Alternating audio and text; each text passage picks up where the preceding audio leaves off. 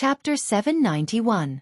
Wuxia was still performing, but his eyes were always paying attention to the movements outside the academy.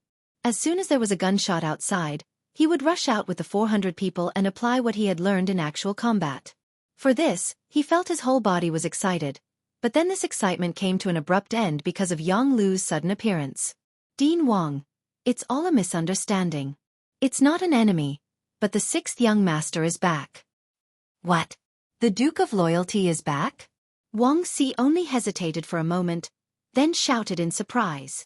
Yes, the young master is now in the inner courtyard. He should come to see you in a while. You just need to be prepared. Yang Lu smiled and nodded. He just came to deliver the news. Since the news had arrived, of course, he would not stay here. It was not easy for the young master to come back. He should show his face in front of him and show off. Yang Lu had left, and the young academy was also in an uproar. Then Wuxia's shout came out. Hurry! Clean up immediately. Let's welcome the dean in our best state. Everyone hurriedly shouted after hearing the order. Junko was the same, but her cheeks were already red. Perhaps only she knew what was in her heart. Yang Village's inner courtyard. Wuxia was guarding here with his people. The safety of the gun had been opened, and it looked like he was going to shoot at any time. But when Yang Qindong suddenly appeared in front of him, everything changed. Wuxia, who was not prepared at all, could only laugh foolishly. It was not until the slightly towering figure came in front of him and patted him on the shoulder that he habitually stood at attention and said, Greetings, young master. Hello, you've worked hard. Yang Qindong said with emotion, then laughed and said, Wait a while, I'll take care of things and drink with you. Okay, I'll wait for the young master's call at any time. Wuxia was very excited. Since the young master had returned, the Xianxia village would be safe. Even though the young master had only brought 200 black knights with him, he was still confident. Where are the two madams? Yang Qindong's voice echoed in Wuxia's ears as he walked towards the inner courtyard. Second madam, fourth madam, and seventh sister are all in the inner courtyard. All right, I got it. Yang Qindong's voice was heard again, but his figure had already disappeared after he finished speaking. In the inner courtyard, two madams and a young lady were holding their daggers tightly with nervous expressions. They looked as if they were saying, Don't mess with me, otherwise, I'll stab you with my dagger. The only one who was relaxed was Jiang Ping. Her gaze was deep and her face was filled with determination. At this moment, she was already prepared to die.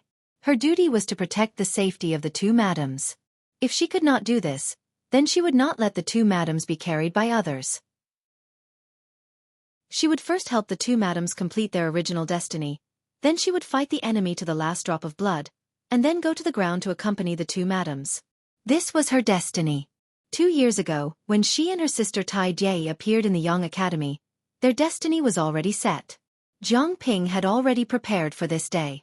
Although she hadn't seen her sister for more than a year, the two of them could still write letters to each other. In her letters, Tai Jie couldn't mention the name of Crimson City and some things that happened there. This was a rule. However, she told Jiang Ping in her letters that the sixth young master was doing something groundbreaking, and this path was destined to be full of thorns and dangers. They were fortunate enough to be able to participate in this matter. It was something to be proud of, but at the same time, it was also very dangerous.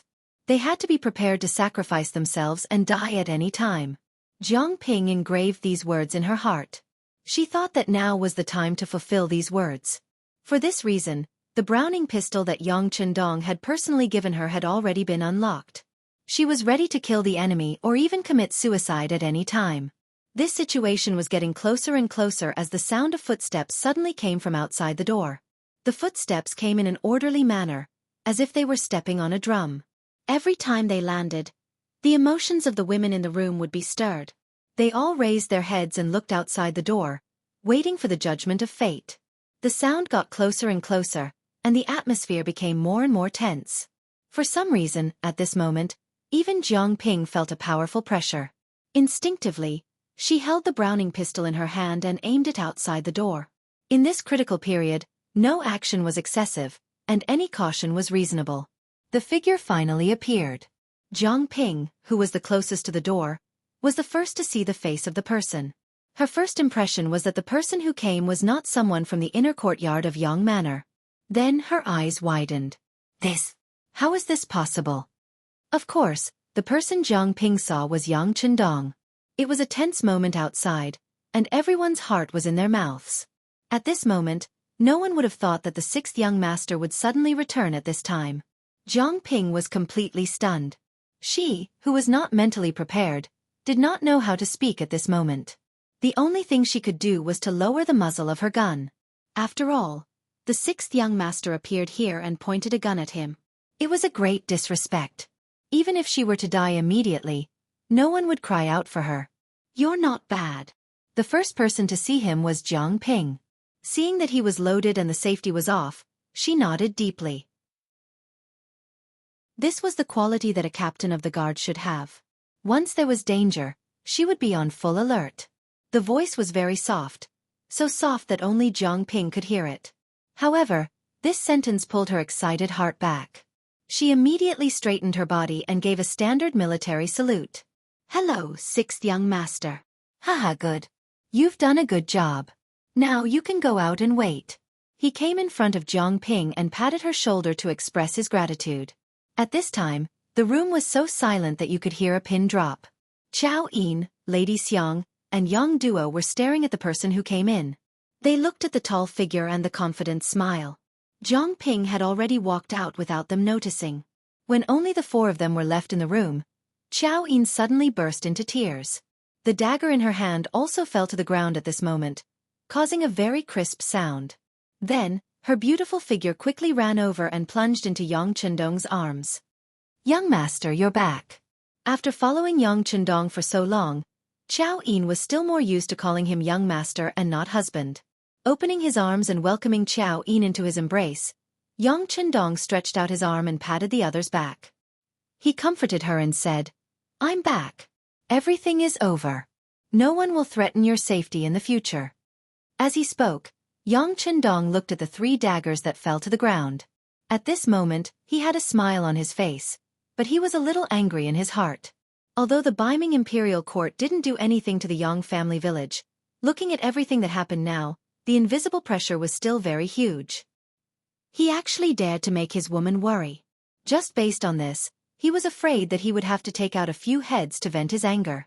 After Chao Yin, 4th Madame Xiang also ran over and also burrowed into Yang Chendong's wide arms. Then, the 2 women broke into tears and laughed. They laughed and cried and laughed again. At this moment, they completely expressed the worries that had been suppressed in the bottom of their hearts. In this regard, other than continuously patting their backs, Yang Chendong could only reveal a bitter smile as he looked at Yang Duo, who was standing 3 meters away. 7th sister, are you all right? At this moment, Yang Duo's eyes were also filled with tears, but her face was full of smiles. This little brother of hers had finally returned. She sighed and said, now that you're back, everything is fine. All right, I won't delay your reunion. I'll go to the kitchen to take a look and have them prepare delicious food. We must celebrate properly. Good, we have to celebrate properly. Thank you for your hard work. 7th sister. Yang Chendong also chuckled. He could only reveal such a straightforward smile in front of his sisters. Yang Duo also left. After waiting for there to be no one else in the room, Yang Chendong hugged one in each hand and kissed Chao Yin and Lady Xiang's cheeks respectively. Then, he stretched out his finger and scratched the bridge of their noses. This kind of action was commonly used by Yang Chendong towards his beloved women, but it was this kind of action that immediately caused the 2 women's faces to turn red, like red apples. Speaking of which, ever since Yang Chendong entered the Nuergon-Dusi region and entered the grasslands, he had not touched a woman. Now that the soft fragrance was in his arms, it was impossible for him not to feel anything. Even his body had already reacted, and he couldn't wait to do the 2 of them on the spot. However, Yang Chendong was still rational. He knew that there were still many people outside waiting for him to appear. Now was not the time to be sentimental. Xianger, I've made you worry this time. But don't worry, this time I'm here to take you away. In the future, such worrying things won't happen again. Ah, really? Hearing that Yang Chendong was going to take them away, both Chao Yin and Lady Xiang's faces were filled with excitement. Of course, I don't think I've lied to you before. Looking at the 2 women's smiles from the bottom of their hearts, Yang Chendong also chuckled. About half an hour later, Yang Chendong walked out of the inner court and arrived in front of Beta Persei, Yang Si, and Yang Lu who had been waiting for him. Come, let's go to the Yang Family Academy to take a look. The Yang Family Academy had long been prepared. As soon as Yang Chendong appeared, the second dean, Wang Si, immediately led the students out to welcome him. Although it was cold outside, no one was affected by the weather. In their opinion, since the dean was here, they should all come out to welcome him. Considering the weather, Yang Chendong originally wanted to let these people return to the classroom first. However, looking at more than 400 people, he knew that there was no classroom that could accommodate so many people. He simply followed everyone's wishes and stood in the middle of the field where Wang Si stood before. Then, a deep voice rang out. Chapter 792. Good, you all did well. As soon as they met, Yang Chendong praised everyone's performance. I've heard that you all thought there was an enemy invasion and were even prepared to fight in close combat. This courage is very good, and it fully shows your loyalty to the academy. After receiving Yang Chendong's affirmation and praise, everyone's face was filled with excitement. But Yang Chendong was still praising everyone a moment ago, but then his tone changed and his face became much more serious.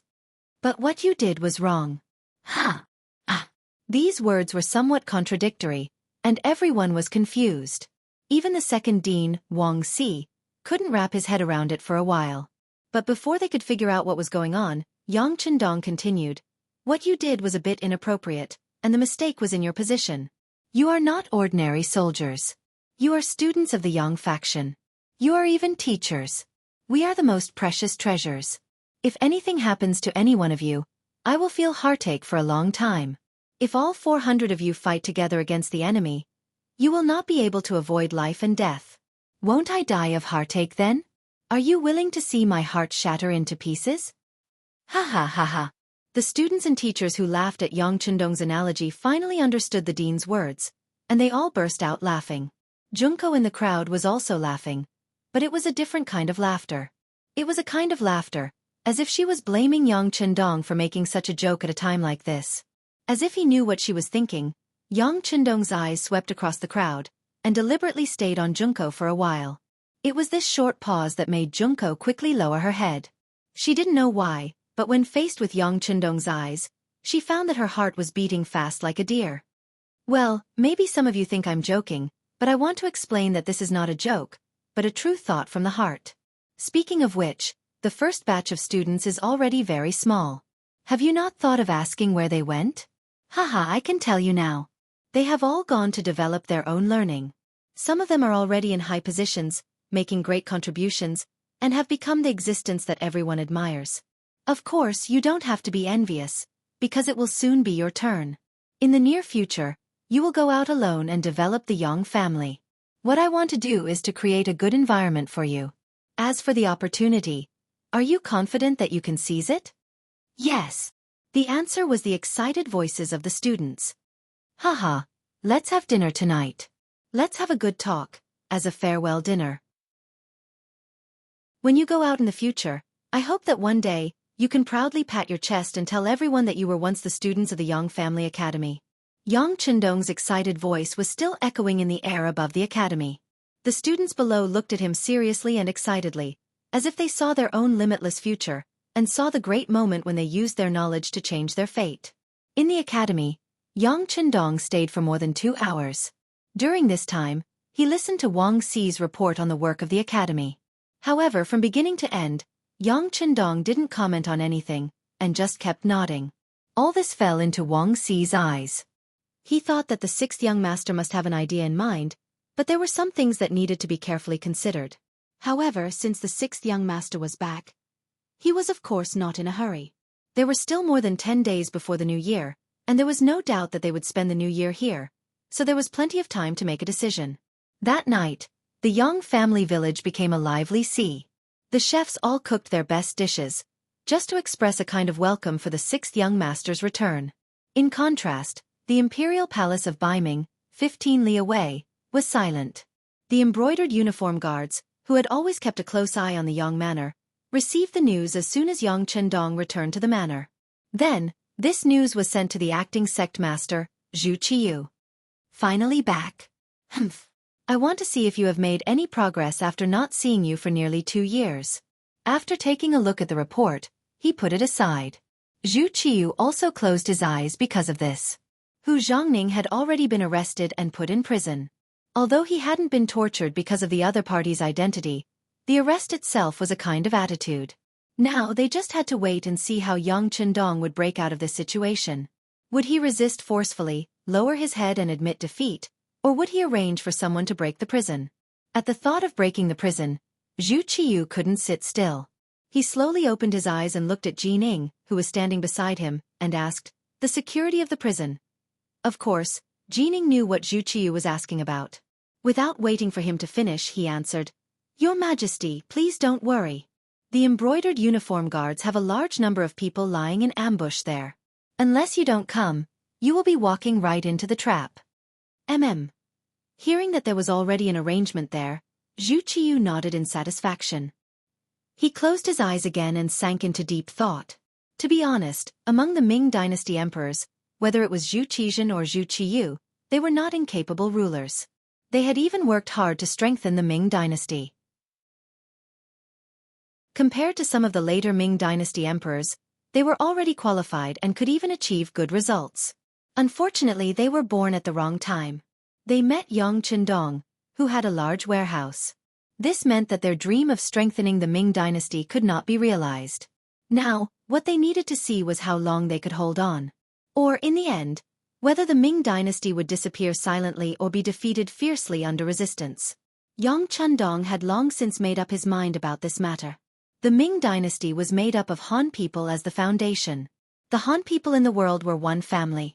Based on this, unless it was necessary, Yang Chendong did not want and would not take the initiative to use force against the Ming dynasty.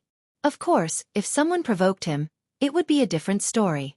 For example, after the meal, in a secret room in the inner manor, Yang Chendong met with Yang San, the director of the security bureau, and Xiao Feng, the commander of the Cold Front, who was stationed in the capital of Baiming. The first person Yang Chendong met was Xiao Feng. This person was part of the first batch of veterans to follow Yang Chendong. Back in Jianghu Prefecture, he had been trained as the first echelon commander of the Cold Front. With his seniority and ability, he should have become the commander long ago. In fact, it would not be a problem for him to take another step forward. Unfortunately, the situation in the capital of Baiming was too complicated. Yang Chendong did not want to reveal too much of his strength here. He did not want to attract the vigilance and dissatisfaction of the Baiming Imperial court. As a result, although Xiao Feng was senior, he did not have the opportunity to lead more soldiers. This time, if not for the fact that Yang Chendong wanted to return to Baiming and had enough strength to protect himself, it would have been difficult for Xiao Feng to become the commander. Commander Xiao, are you familiar with the situation in the army? How are their qualities? Are you able to obey orders? If you have any problems, you can tell me. If you can't solve it, this young master will solve it for you. Since he wanted to put military power in Xiao Feng's hands, Yang Chendong naturally had to fully support him.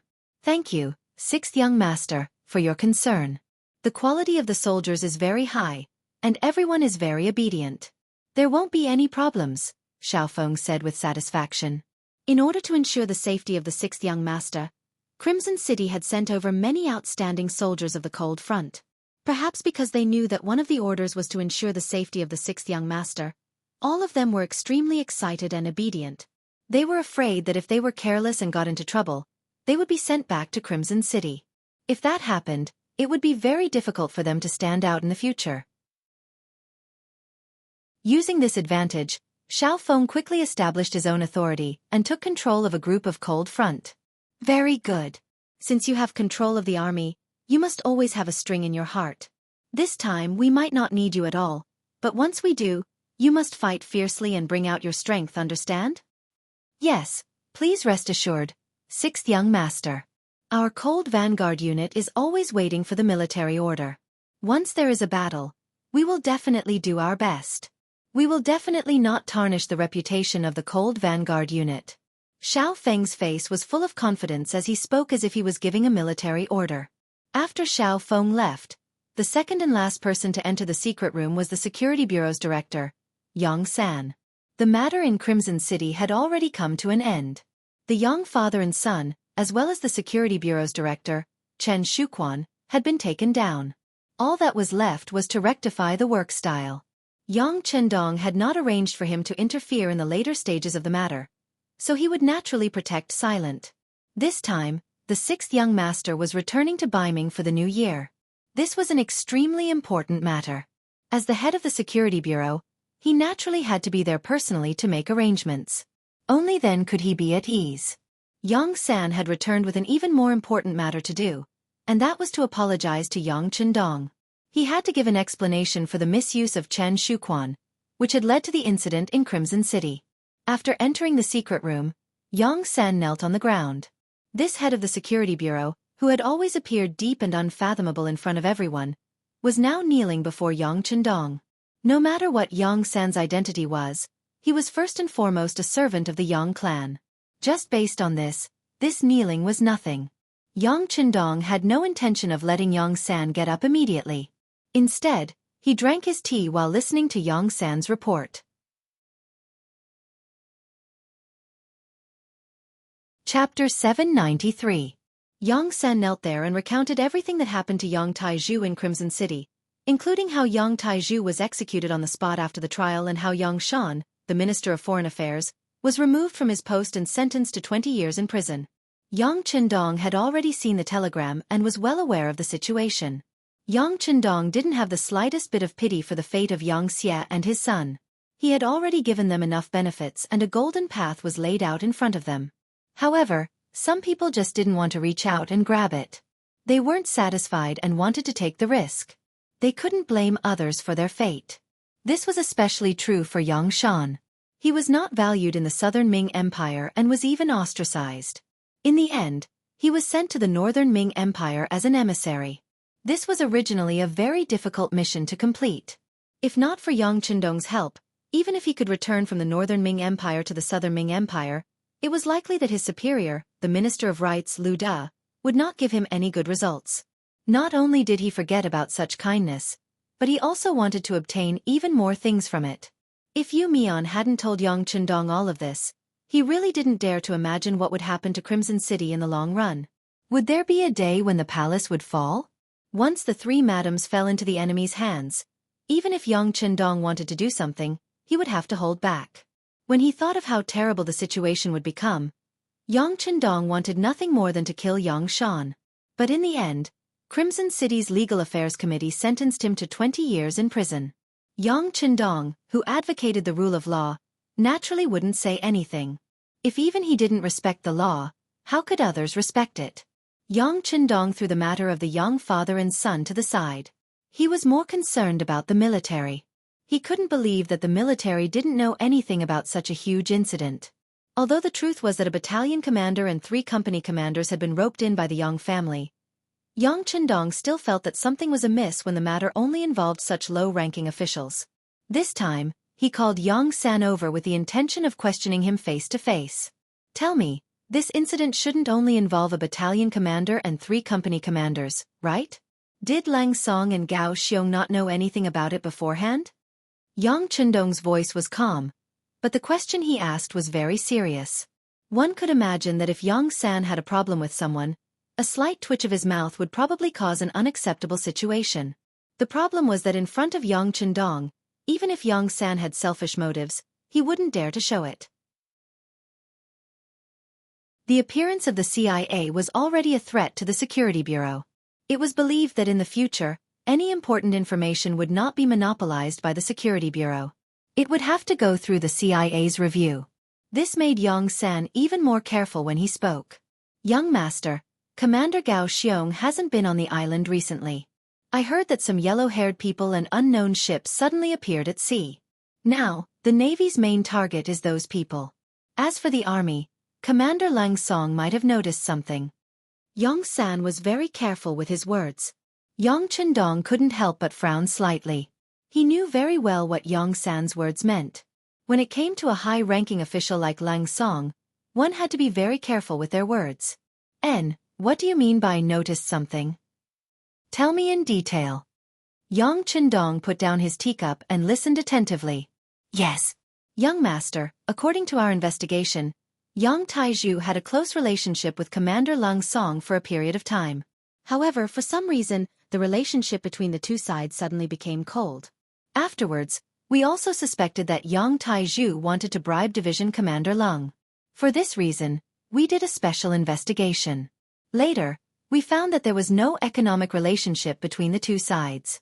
It was all because Division Commander Lung Song heard about the establishment of the First Army. If he wanted to be the army commander, he needed more people to support him.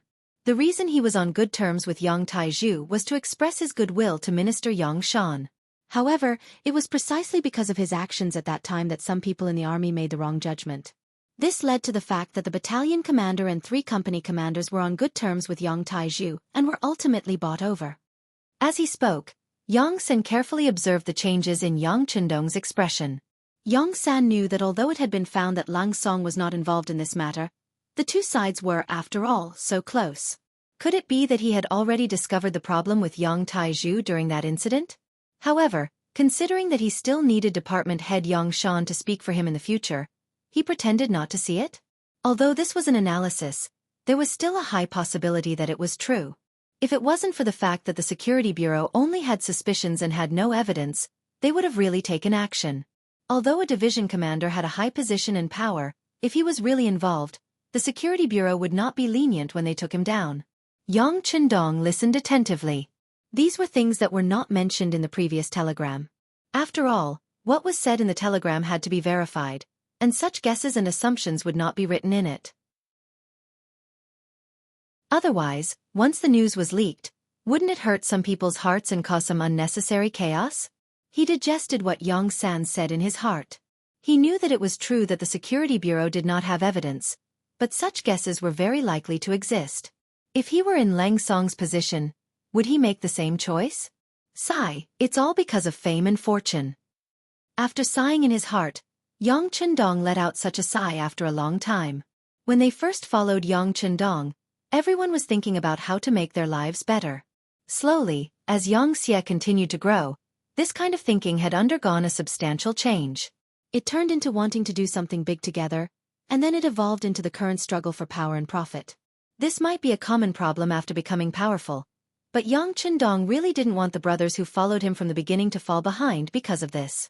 He thought that one day, when he became successful and famous, those brothers who followed him from the beginning would still be able to stand by his side.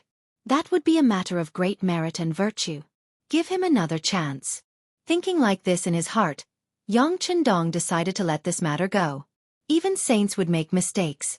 But there was only one chance. If Leng Song didn't seize it and continued to make mistakes, then he really couldn't be blamed. Yang Chendong suddenly said this, and Yang San immediately understood the meaning behind it. He nodded and said, "Yes, I will send a telegram to Director Che Chao. There's no need to send people to keep an eye on Division Commander Leng. You still have to keep an eye on him. Not only Leng Song, as long as any official in Crimson City feels that there's something wrong with him, you can send people to keep an eye on him. This is one of the responsibilities of your Security Bureau." Yang Chendong waved his hand generously. He sent people to keep an eye on them not because he didn't trust them, but because he was constantly reminding them that someone was watching them. They had to know what they were doing and not make mistakes. Yes, yes. Yang San hurriedly nodded his head. All right, you can get up too. Yang Chendong saw that Yang San had also knelt for a while. The punishment and reminder had been used, so he gestured for him to get up. Since the 6th young master gestured for him to get up, Yang San had to stand up. He immediately nodded his head and got up. Just as he steadied himself, Yang Chendong spoke again. How's little Yu's rectification campaign going? 6th young master. It's been done very well. We've already found many problematic officials. Those who should be punished were punished, and those who should be fired were fired. We've also won the support of many people. Yang San was quite excited when he talked about this matter. It was obvious that this campaign was progressing well. Yes, those who have problems must be caught, but those who don't have problems must also be rewarded. Don't make everyone nervous. Someone still needs to do the work. By the way, the Security Bureau should support the establishment of the CIA as much as you can. Don't think that this is a division of power.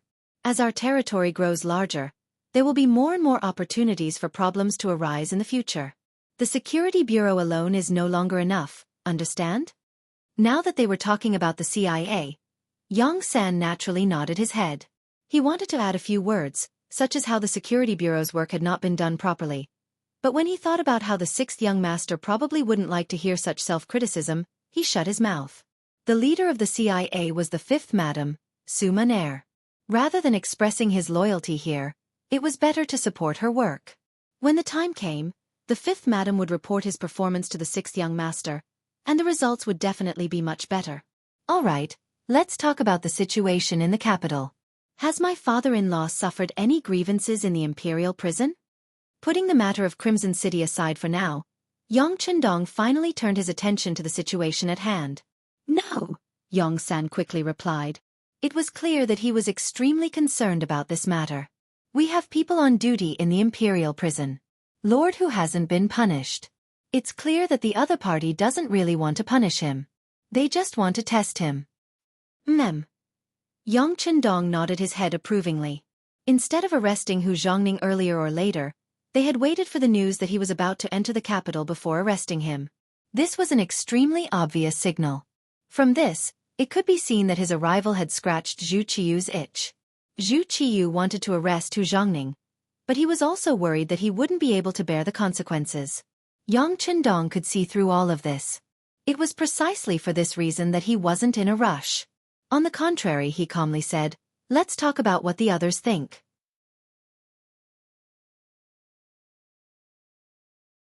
Chapter 794. The other people he was referring to were naturally the important officials in the Beiming Imperial Court. In the Ming Dynasty, where the group of scholars was very powerful, the emperor often had to look at their faces when doing things. Many times, their attitude was extremely important and could decide many things. They are smart. Most of them did not express their opinions. Yang San had already grasped some of the relevant information. Although the current Security Bureau could not arrange spies in every important official's home, they could still grasp the general situation through various methods. Thinking about it, the people who were caught this time can be considered to be part of their group. Yang Chendong chuckled. He would not forget that his father-in-law, Hu Chongning, still had a good father. Hu Chongning was indeed an important force in the group of scholars. Based on this, those people would not hit him when he was down. Seeing that the young master had thought of everything, Yang San swallowed the words he wanted to remind him. He knew that the young master's thoughts were deep and would definitely counterattack, so he asked tentatively, Young master, when are you going to make your move? Are you ready? Yes, young master. Everything is ready for you. I'm just waiting for your order. Yang San said confidently this time. Very good. Yang Chendong was satisfied with Yang San's performance. When he was on his way, he had received the news of Hu Chongning's arrest from the Security Bureau. Since the other party had already made their move, how could he not be prepared? Were they trying to test him? Then he would give a response, so that it would not be too boring for one person to perform a one-man show. Wait for my news. This time we will play with them. Yang Chendong's face revealed a slightly mocking smile. As soon as the news of his return spread out, Dai Zongma summoned the 7 important officials under him for a meeting. This matter was first passed to the ears of the Security Bureau through Su Yozhen's mouth, and then it was passed to the ears of the Security Bureau. Yang Chendong thought that all of this was very normal. Among the 7 important ministers, the grandson of the Minister of Appointments, Wang Zhi, followed him, and the granddaughter of the Minister of Rights, Hu Xiao, married him. This meant that they would not give the emperor any ideas to deal with him. Perhaps when some matters involved their interests, they would make a move, but they would never go so far as to openly deal with him. On this point, Yang Chendong's mind was very clear. There was no such thing as an eternal friend or an eternal enemy. This saying was not wrong. As long as there was no conflict of interest, the two of them should be more biased towards him. There was no need to talk about the Minister of Justice, Su Yozhen. He was one of his own people, and their interests had long been tied together. He was the last person who would make a move against him. As a result, 3 out of the 7 were gone. As for the remaining 4 people, they might listen to Dai Zongji's words, but they did not have any personal enmity with him. In addition, before he left more than a year ago, he had dealt with the Minister of Justice, Yue. This was tantamount to a show of force, which was equivalent to ringing the alarm bell for them. When he had to deal with a person with all his strength, even the emperor could not protect him. This was very alarming. Unless it was necessary, they would not use all their strength to deal with him. Thinking about it this way, Dai Zong was really pitiful. None of the 7 important ministers could be used in this matter, and he could only personally go. Although it was not to the extent of going into battle with his bare arms, there were many things that he had to spend a lot of effort on. Thinking about the situation in the imperial court in Beiming, Yang Qindong was much more confident. Internally, there were elements of disunity. Externally, there was the illustrious reputation of the mercenaries on the battlefield. Yang Qindong, who already had the power to resist, believed that this trip to the capital of Beiming this time, although it seemed dangerous, was in fact far less difficult than everyone imagined. Otherwise, he would not have personally taken the risk. Go. This time, my safety is truly in the hands of the Bureau of Security. Yang Qindong made up his mind and slowly stood up. Young master, be at ease. We will do our best to ensure the safety of the young master. Yang Sen also stood up and spoke as if he was making a military order. With the official business over, Yang Qindong returned to the inner courtyard. Second Madame Qiao Yin and fourth Madame Xianxia were not asleep. The two of them had already dismissed their servants and did not even bring their personal maids. They were just sitting in the hall. After not seeing each other for more than a year, the two of them greatly missed their husband. In the past, they had the experience of sharing the same bed. Although it was very embarrassing, reality had already told them that one of them was no longer able to satisfy their husband. Since this was the case, the two of them would go into battle together. The decision had been made, but after all, they had not done it for more than a year. Their faces were still red with embarrassment. When Yang Qindong appeared, they lowered their heads even more. However, the 6th young master's hearty laughter was heard. No one knows their husband better than his wife. Madams, I'm here. The current situation was indescribable, but in short, it was a storm. A battle was unavoidable. After the energetic Yang Qindong had more or less tidied up the two madams, he hugged each of them with one arm and began to chat. Although the two ladies had just experienced a war, and were already very tired, after all, they hadn't seen their husband for so long, so they still had a lot to say in their hearts. This made them forcibly resist their sleepiness and stay to talk to Yang Qindong in detail. 7th older sister is very pitiful. Although she does not have to worry about food and drink in the manner, I can see that her mood is somewhat depressed. Qiao Yin lay under Yang Qindong's arm and changed to a more comfortable position. She took the initiative to bring up Yang Duo's matter. Among his sisters, Yang Qindong respected his eldest sister the most. He loved his 7th older sister the most. Anyone who was close to him could see this. That was why Qiao Yin timely cried out for Yang Duo's innocence. Gossip is a fearful thing. Yang Qindong said these words with a sigh. In feudal society, women had always been in a subordinate position. As the saying went, if you marry a chicken, follow the chicken. If you marry a dog, follow the dog. This was a true portrayal of their lives. Yang Duo was a divorced woman. Although it was said that because of Yang Qindong's interference, it was not a divorce but a divorce, after all, she was not an ordinary person. Just based on the fact that she had a brother who was a duke, she was already incomparably powerful. Such a woman really made people love and hate her. She loved her beauty and status. She also hated her status. Her previous husband had been unceremoniously dealt with by Yang Qindong. If he married Yang Duo and was in a bad mood one day, wouldn't the Duke of Loyal and Daring deal with them the same way he dealt with her previous husband? It was almost impossible for a divorced woman to become the first wife of a man. However, you still want to marry the Duke of Loyal and Daring's older sister as a concubine? Are you really tired of living? Under these conditions and circumstances, no one had come to propose marriage even though they had been divorced for more than 2 years. It looked like Yang Duo was really going to become an old lady and be alone for the rest of her life. As Yang Qindong's wife and the one who had followed the young master for the longest time, how could Qiao Yi not ask? How could she not be anxious? That's right. Sometimes, when I see 7th sister standing by herself, she really does give off a very lonely and pitiful feeling, Lady Xiang said cooperatively. She was naturally paying attention to Yang Duo because her husband was very fond of his youngest sister. As a wife, it was only right for her to worry about this matter. The voices of the two wives were tinged with grief, but Yang Qindong had an indifferent expression. It's fine. When I take you away this time, I'll take seventh sister with me. She'll definitely find someone she likes, something she likes to do, and a home that belongs to her. In the capital, Yang Qindong did not only have seventh sister, but she was the only one without a husband, so she was the most suitable person to be taken away. Others would not say anything, and they would only say that he was a younger brother who valued friendship, so there was no need to be polite. Hearing that Yang Qindong was going to take Yang Duo away, Xiao Yin breathed a sigh of relief. She was really worried that her husband would only take them away and leave seventh sister behind. If that was the case, she did not dare to imagine what would happen. At the very least, she would often accompany seventh sister and chat with her. But once she was gone, wouldn't seventh sister be even more lonely? With Yang Duo's problem solved, a new one appeared. Husband, what are you going to do about Junko? You've left her here for more than 2 years. What are you going to do? That's right. Little sister Junko is also very beautiful. The fourth madam, Lady Xiang, began her act of leaving a gap, and then raised her head to look curiously at Yang Qindong who was lying beside her.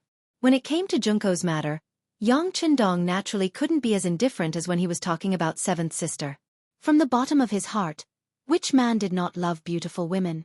Especially Junko's body was full of nobility, and she was very beautiful and smart. But if he had to take her for himself just because she was beautiful, Yang Qindong could not do such a thing. On the contrary, his heart was still very conflicted. He must conquer the Japanese Empire. This was not only a matter of the plan, but some things had already begun to be carried out secretly. The artillery had been sent out, and he heard that the other side was actively preparing. But because the matter was too big, if he did not have the confidence to succeed in one shot, he could not act rashly. This was why there was no decisive battle. The day when the Japanese Empire was in chaos would be the day when Yang Qindong would attack. At that time, how could he face Junko? He had destroyed her home, and now he wanted her to follow him wholeheartedly. Even though Yang Qindong was very confident in some aspects, he did not think that he could do it. With such a contradiction in his heart, Yang Qindong adopted an indifferent attitude towards Junko. With the idea of letting nature take its course, if the other party really wanted to stay, of course, he would welcome her. If the other party must leave, then he would let her go. It could only be said that they were not fated to be together. Chapter 795. This time, I'll be taking her with me. Once we're out of Baiming's territory, she'll be safe. At that time, I'll let her choose what path she wants to take. Yang Qindong took a deep breath and made a difficult decision. Is husband willing to part with her? Xiao Yin asked playfully. She naturally didn't know what was on Yang Qindong's mind. She only thought that he wouldn't be able to throw away his face, which was why he came up with such an excuse. Yang Qindong naturally wouldn't explain too much. After all, he was well aware that sometimes it was impossible to reason with a woman. He laughed heartily and said, "It's been a long time since you've gone to the capital for a stroll. It's almost the new year, so it must be very lively. How about we go to the immortal abode for a drink tomorrow?" Sure enough, this method of replacing a tree with a flower was very effective. When they heard that Yang Qindong was going to take them to the capital, the two madams were extremely happy. Out of consideration for their safety, they had been cooped up in the Yang clan manor for a long time. Their hearts were already itching to fly out, not to mention that they would be accompanied by their husband. The two women immediately agreed. All right, it's decided then. But a good night is worth 1,000 gold. Shouldn't we do something? Yang Qindong, who had already rested enough, was starting to raise a certain part of his body. Ah! The two women cried out in shock and embarrassment. And then, you know what happened. After a busy night, the two madams were both lazing in bed the next morning. There was nothing they could do about it. After all, Yang Qindong was an animal. On the contrary, he got out of bed normally, and his expression was refreshed. First, he practiced military boxing 5 times in a row. Then, he ran 5 kilometers with the guards. When he returned to the manor for breakfast, he called for his wife to accompany him. The two of them whispered to each other for a long time, but outsiders didn't know what they were talking about. At 9 in the morning, The sun was already high in the sky. Only then did the two madams get out of bed with the help of their maids. After a simple bowl of porridge, they began to put on their disguises. Another hour passed, and when the clock struck 10:15, the two women boarded the largest carriage in the manor. Together with Yang Chendong, they set off for the capital 15 li away. Of course, this carriage was different. The first carriage with shock absorbers had followed Yang Chendong, first madam, and third madam to the southern Ming dynasty. This carriage was the latest one, and it was more luxurious than the previous one. The wheels of the carriage were not the commonly used wooden wheels, but leather wheels that seemed to have been modified from rubber. There were also many shock absorbers added. The interior of the carriage was also much larger, and there were even many thin fabrics placed in the inner layer of the carriage. This would not increase the weight of the carriage, and in case someone attacked with a bow or even a gun, it would be able to defend against arrows and bullets. The carriage left the Yang family manor, accompanied by the two guards and more than 100 black cavalry. Unlike yesterday, the Wolf Fang special forces and ghost shadow snipers were nowhere to be seen. Under the escort of more than 100 black cavalry, the carriage left the manor and headed straight for the Yongding gate of the capital. The moment the carriage left the manor, the embroidered uniform guard spies who had been keeping watch outside received the news. This news was then reported up through the ranks, and it didn't take long for it to reach Chief Eunuch Jining. It seems like he's about to make a move. Have someone keep a close eye on them. Without orders, they're not to act rashly. Jining still didn't know what Yang Chendong was planning, so she could only wait and see. This allowed Yang Chendong's group to enter the capital without any obstructions. The 100-some black cavalry appeared on the streets of the capital in an awe-inspiring manner. Their appearance naturally attracted the attention of the common people, and a piece of news quickly began to spread through the crowd. This is the Duke of Loyalty, known as the War God. Not long ago, he was ordered by the Emperor to reclaim Tulu City. I heard that just the Mongol cavalry alone killed over 10,000 people and saved countless of our Han people. An elegant young master stood in the crowd and told the news he knew. What? There was such a thing? Why haven't I heard of it before? Many of the commoners who suddenly heard this revealed shocked expressions. There was also this person who had a disapproving expression. It was clear that they would not believe this kind of rumor. Of course you wouldn't have heard of it. Let me tell you, isn't it almost the new year? When the time comes, His Majesty will announce it as a joyous occasion for the entire country. This news is still under lockdown. If not for the fact that I have a friend who is an official in the Bureau of Military Personnel, I wouldn't have heard of this news either. The elegant young master found a legitimate reason, his face saying that he had many connections and couldn't be like them. Yes, yes. My master also mentioned it in his residence. It really is true. A man in the garb of a retainer in the crowd suddenly said, cooperating with the young master. This immediately drew everyone's attention. For a matter, if one person said it was true, it might not be credible, but when more people said it was true, then it couldn't be treated as idle. For a time, this news blew like a cold wind in all directions, and some people with big mouths began to spread this news out. But as the instigator, the young master and his servant had long disappeared into the crowd. They were originally secret agents of the Security Bureau and were used to playing many roles. What happened just now was just a very common case in the mission. When the news spread, Yang Chendong's carriage was moving through the crowd. It was rare for people to make way for him from afar. This was a form of respect for heroes, but how could it not be a reflection of the people's hearts? The embroidered uniform guards who had been following the carriage were also stunned by this scene. However, it was clearly too late to investigate the source of the news. Seeing how much the common people loved the Duke of Loyalty, they had no choice but to report this news to their superiors. In the Imperial Palace, Zhu Qiyu, who had also heard the news, was waiting for the latest developments. Suddenly, he heard a report from one of his subordinates. When he heard the rumors on the streets, his face filled with anger, and he suddenly roared, "This is kidnapping, kidnapping!" When he went to attack Talu City, when did he receive our edict? What is he trying to do? Does he think that because he has the support of the common people, we don't dare to do anything to him? This is Baiming's capital. Here we have the final say, we have the final say. Seeing the emperor's anger, Jining dropped to her knees and cried, "Your Majesty, please calm down, Your Majesty, please calm down." In truth, if you think about it carefully, this isn't a bad thing. Since this news has spread, It must be the work of the Duke of Loyalty. Doesn't this mean that he intends to gift Talu City to your majesty? Zhu Qiyu, who had wanted to continue roaring to vent his dissatisfaction, suddenly stopped. Instead, he seemed to be thinking about something. Soon after, he chuckled and said, "That's right, my beloved subject's words are exactly what we want. Since that's the case, I'll let some people know what it means to lift a rock and smash one's own foot. How about this? Immediately pass down the order to spread the news that the Duke of Loyalty attacked Talu City on our orders. Let everyone in the world know, haha. Ha ha ha." A tiny Talu city naturally didn't enter Zhu Qiyu's eyes. He didn't even consider how many Mongolian soldiers there were in the city, or how many Han commoners were under threat. His reputation was nothing more than a good reputation for daring to face the Mongols and raising the morale of the people. "Your Majesty is wise," Jin Ing hurriedly flattered. The delighted Zhu Qiyu laughed heartily as he made his way to the harem. He wanted to share this good news with the Empress and the Imperial concubines. As for Yang Chendong, he trusted that the embroidered uniform guard was keeping an eye on him to see if anything had happened. After the decree was issued, news quickly spread throughout the city that Baiming had taken Talu City and that the Han commoners there had been rescued. The commoners were overjoyed when they heard this news.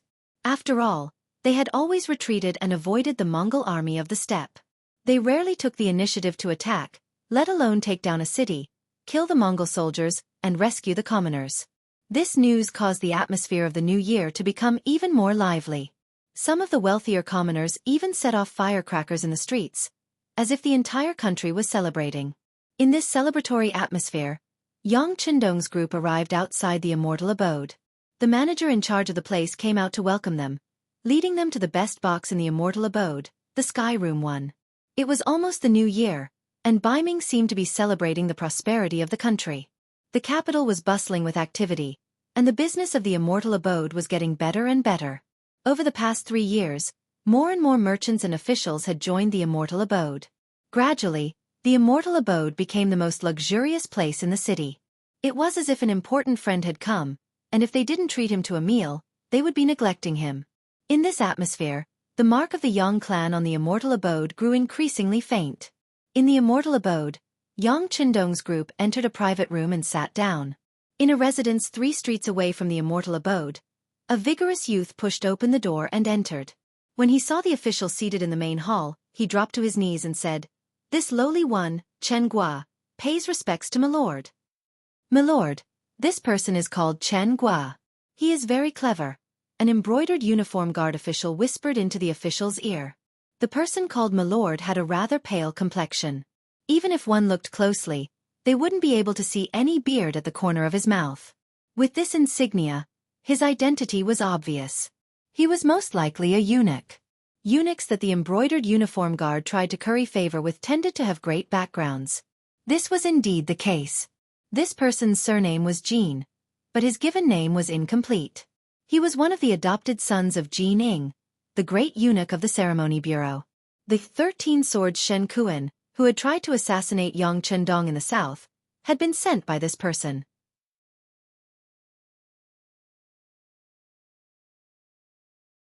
Chapter 796. It was a pity that Yang Chendong was stronger, and in the end, Shen Kuan died in battle. However, because of this matter, Jin Buchuan was hated by the Security Bureau. If it wasn't for Yang Chendong saying that he would personally take care of this person, he would already be a cold corpse. The Imperial Guard Baihu standing beside Jin Buchuan was named Tong Lai. He was originally just a hoodlum on the streets, but he relied on his bootlicking skills to enter the Imperial Guard. After relying on Jin Buchuan, he was able to obtain the position of Baihu.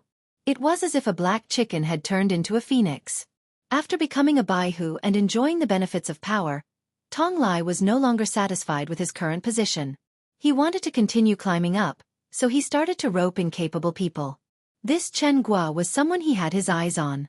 Reality proved that his judgment was not wrong. This person that he relied on as his trusted aide brought him good news. They had actually found the Mongol army's spy in the capital and found a place for them to stay. The Mongol army's spy in the capital had always been in existence that gave the Imperial Guard headaches.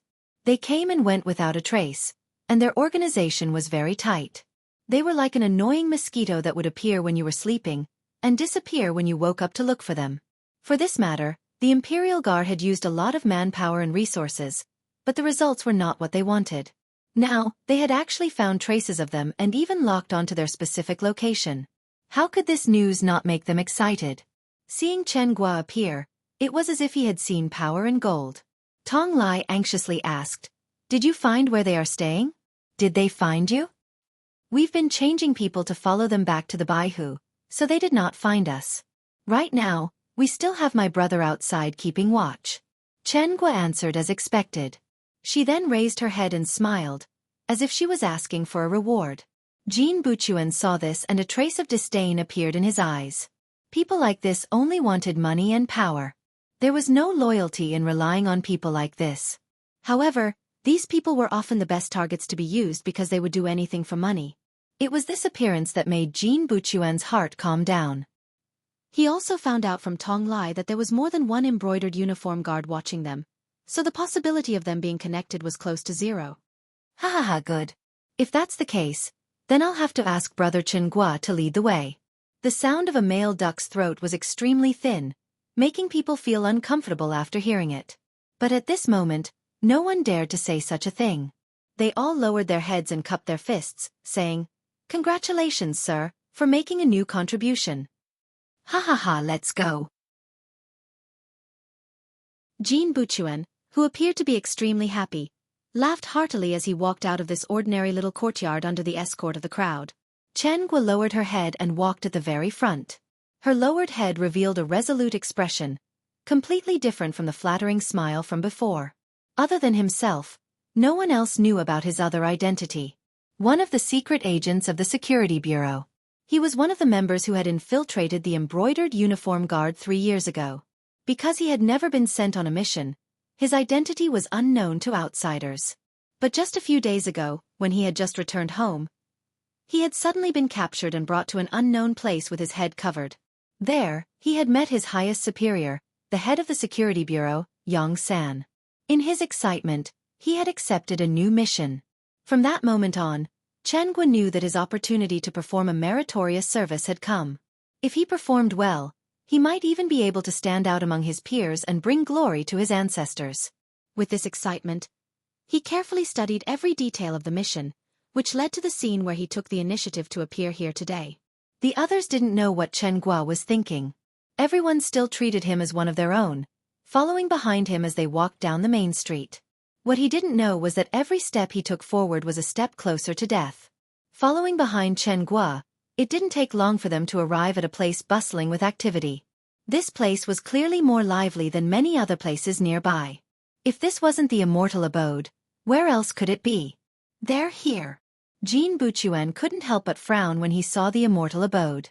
It wasn't because he felt that something was wrong, but because he had just received news that the Duke of Loyalty had come to the immortal abode with his 2 wives. Jin Buchuan felt a bit of fear towards the Duke of Loyalty. Even though this person was so powerful that even his godfather had to avoid him, the main reason was that he was the one who had sent the assassin Shen Kuan.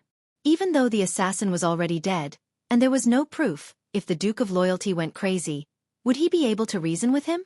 Jin Buchuan felt a bit uncertain. Beside him, the official Tong Lai didn't know about any of this. As soon as he entered, he only raised his head and glanced at the 3 words, immortal abode, then stopped thinking about it. This wasn't surprising. The embroidered uniform guard only had a goal in mind. They didn't care about the process. So what if it was the immortal abode?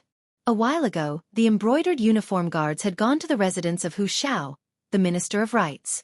They had even taken away his eldest son. Nothing major had happened. Because of this, a small immortal abode was naturally nothing in his eyes. "You guys come here." The sharp-eyed Tong Lai discovered several other embroidered uniform guard agents hidden among the commoners. He waved his hand and called them over. "Let me ask you, did that Mongol enter this place?" "Yes, we saw it with our own eyes." The agents all nodded, confirming Chen Guo's words. Tong Lai was also a smart person. He never placed all his trust in a single person. Now that everyone was saying the same thing, he couldn't help but believe 90% of it. "All right, since that's the case, Chen Guo and you two come with me. I want to confirm it." Tong Lai was a very careful person. Even though Jin Buchuan was here, he wasn't afraid of the Immortal Abode's powerful background. However, if he didn't have conclusive evidence, he wouldn't make a move so casually. After all, there were many officials who ate here every day. Any small matter that happened here could turn into a huge matter.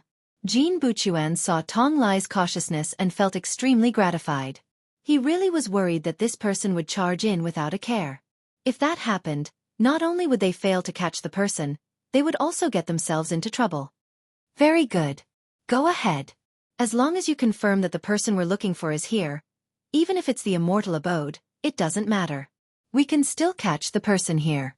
If anyone dares to obstruct us, we'll punish them for the same crime. Jin Buchuan's words made Tong Lai extremely excited. This meant that he had a backer now. He hurriedly nodded. Rest assured, sir. Just wait here for my good news. Let's go. Tong Lai led Chen Guo and his other brother into the Immortal Abode just like that. As soon as they entered, Chen Guo flashed a membership card. Even though it was the lowest level, it was still like a pass. No one stopped them. Seeing that Chen Guo had even prepared a membership card, Tong Lai couldn't help but nod his head in approval. Then, the three of them directly went upstairs. Coincidentally, as soon as the three of them reached the second floor, they saw a figure appear in front of them. Then, that figure gradually disappeared into the distance, heading straight for the third floor of the Immortal Abode. That's the person we were watching before. This time, Chen Guo didn't need to say anything. The other person took the initiative to speak. In fact, even without him saying anything, Tong Lai also noticed that the person was wearing a Han Chinese robe. However, underneath the robe was a pair of Mongol felt boots. This kind of felt boots had become a symbol of the Mongol people, and a very obvious one at that. Of course, this wasn't much. The most important thing was the way this person walked. He didn't walk like an ordinary Han Chinese, but rather like a crab walking sideways. Normally, a person could disguise themselves and change their appearance. However, the way they walked was something that had been ingrained for many years. It wasn't something that could be changed just because one wanted to. It was precisely because of this that Tong Lai recognized this person's identity. Putting aside whether or not he was a spy, he was definitely a Mongol.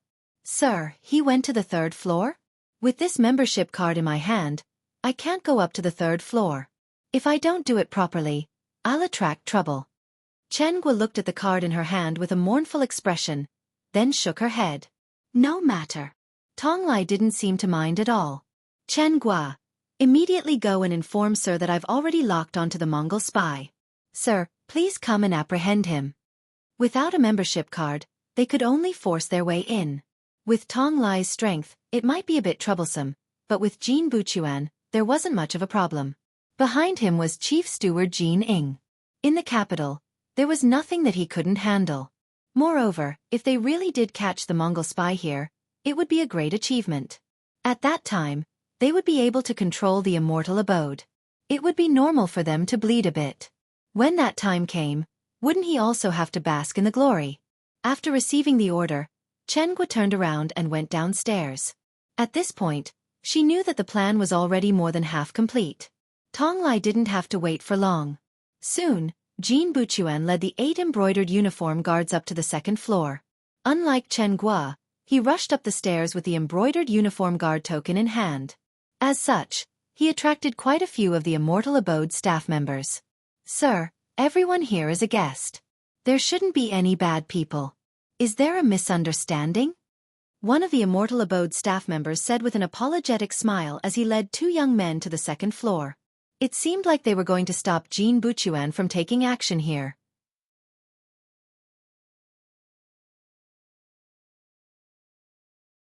Chapter 797.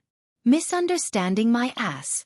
This lord discovered Mongolian spies here, and we're going to conduct a search. If you're tactful and cooperate, we can lessen your punishment. Otherwise, we'll throw you into the Imperial prison and let you know that sometimes, even death is a beautiful thing.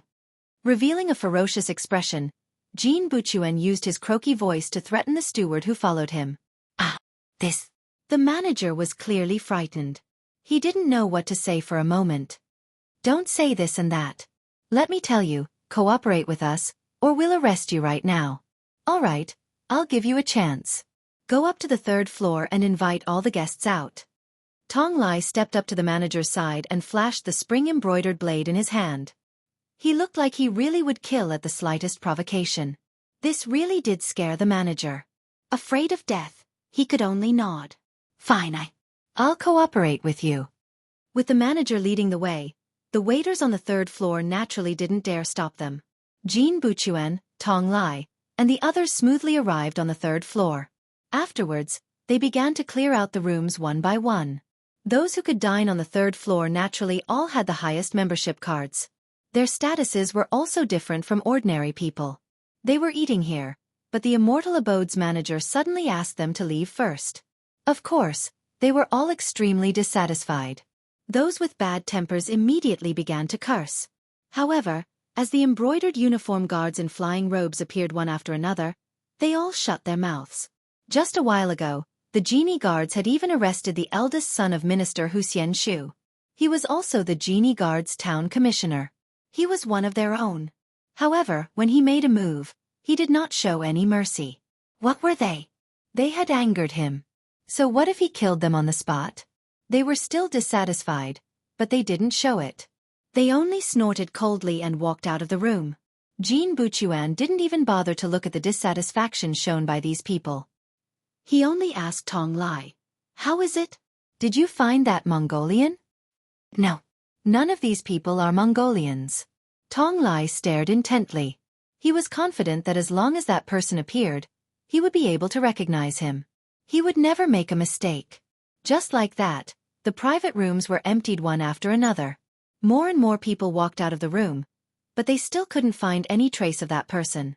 For a moment, Tong Lai wasn't as confident as before. Layers of cold sweat began to form on his forehead. "Milord, there's only one room left. Please take a look." That manager looked at Jin Buchuan as if his parents had died and spoke in a pleading tone. "The last room needs to be searched even more. The person we're looking for might be here." Jin Buchuan did not show any signs of stopping.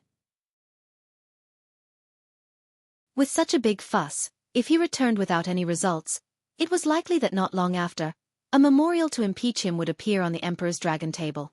He didn't want to be punished, and his mind was in a mess. He had completely forgotten that the Duke of Loyalty was currently eating in the Immortal Abode. Seeing how unreasonable Jin Buchuan was, the manager could only lead 2 embroidered uniform guards to knock on the door of the final private room. Without waiting for permission to be emitted from within, they pushed open the door and entered. Soon after, 3 figures flew out. Tong tong. The figures landed on the floor, causing the entire floor to tremble. However, this also caused Jin Buchuan and Tong Lai's eyes to brighten.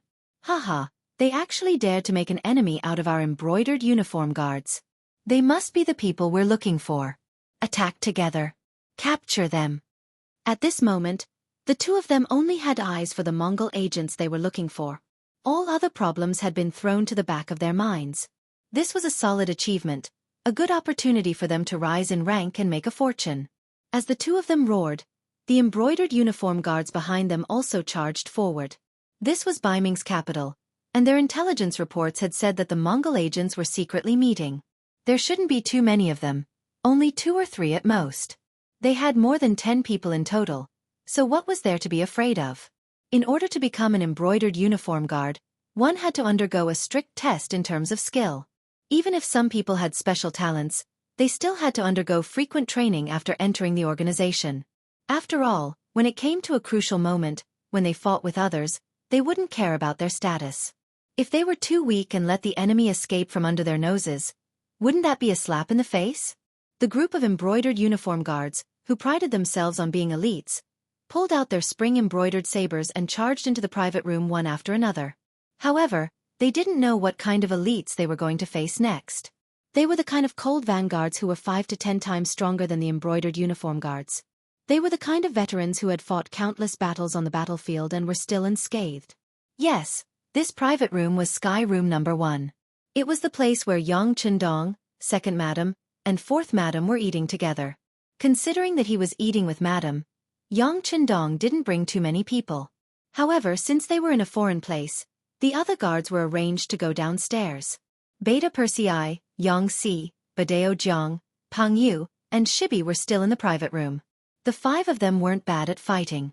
The only problem was that Shibi was a little thin because of long-term malnutrition. However, when it came to fighting skills, 2 or 3 ordinary embroidered uniform guards couldn't take him down. Of course, the figure who had led Tong Lai away was him.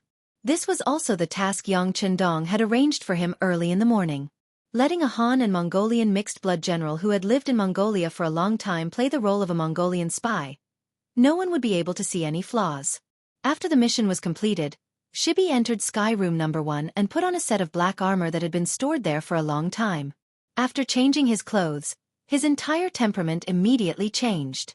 Even though they were face to face, Tong Lai couldn't tell the difference between this person and a Han, nor could he tell the relationship between him and a Mongolian. When Jin Buchuan and Tong Lai reached the 3rd floor, chaos broke out outside. Yang Chendong, who was eating with the 2 madams, knew that the fish had taken the bait.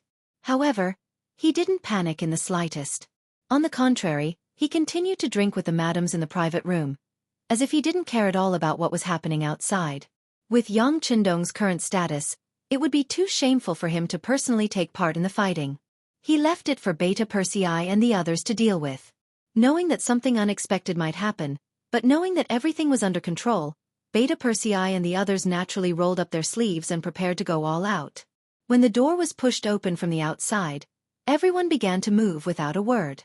Not only were the first 2 embroidered uniform guards sent flying, even the manager of the immortal abode who had been forced to lead the way was sent flying with a kick. After beating up the first group, this was only the beginning. More and more embroidered uniform guards rushed in, brandishing their swords as they attacked. They didn't care at all, and their attitudes were extremely arrogant.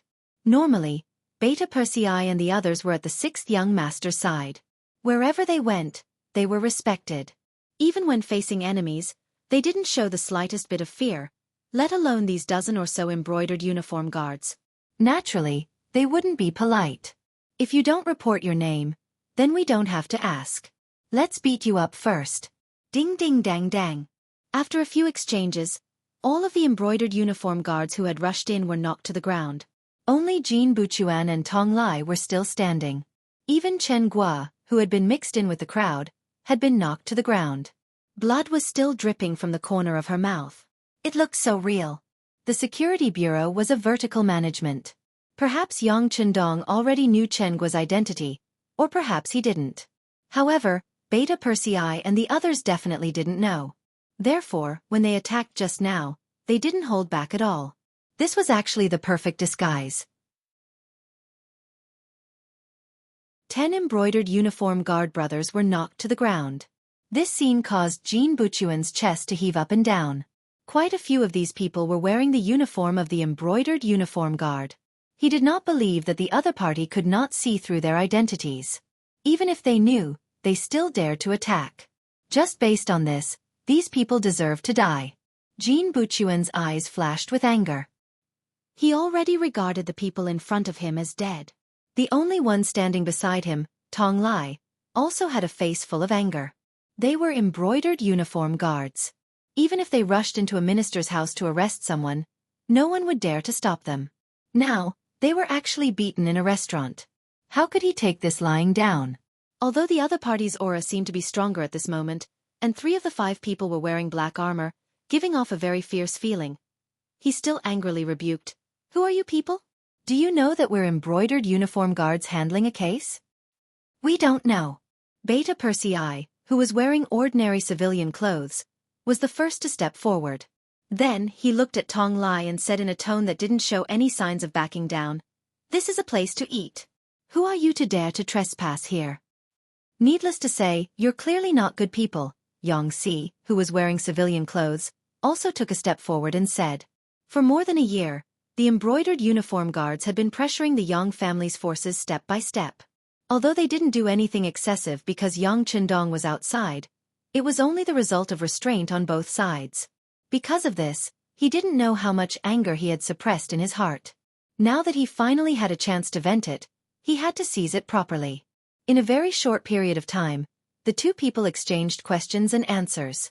In particular, they directly pointed out that the embroidered uniform guards were not good people. This angered Tong Lai.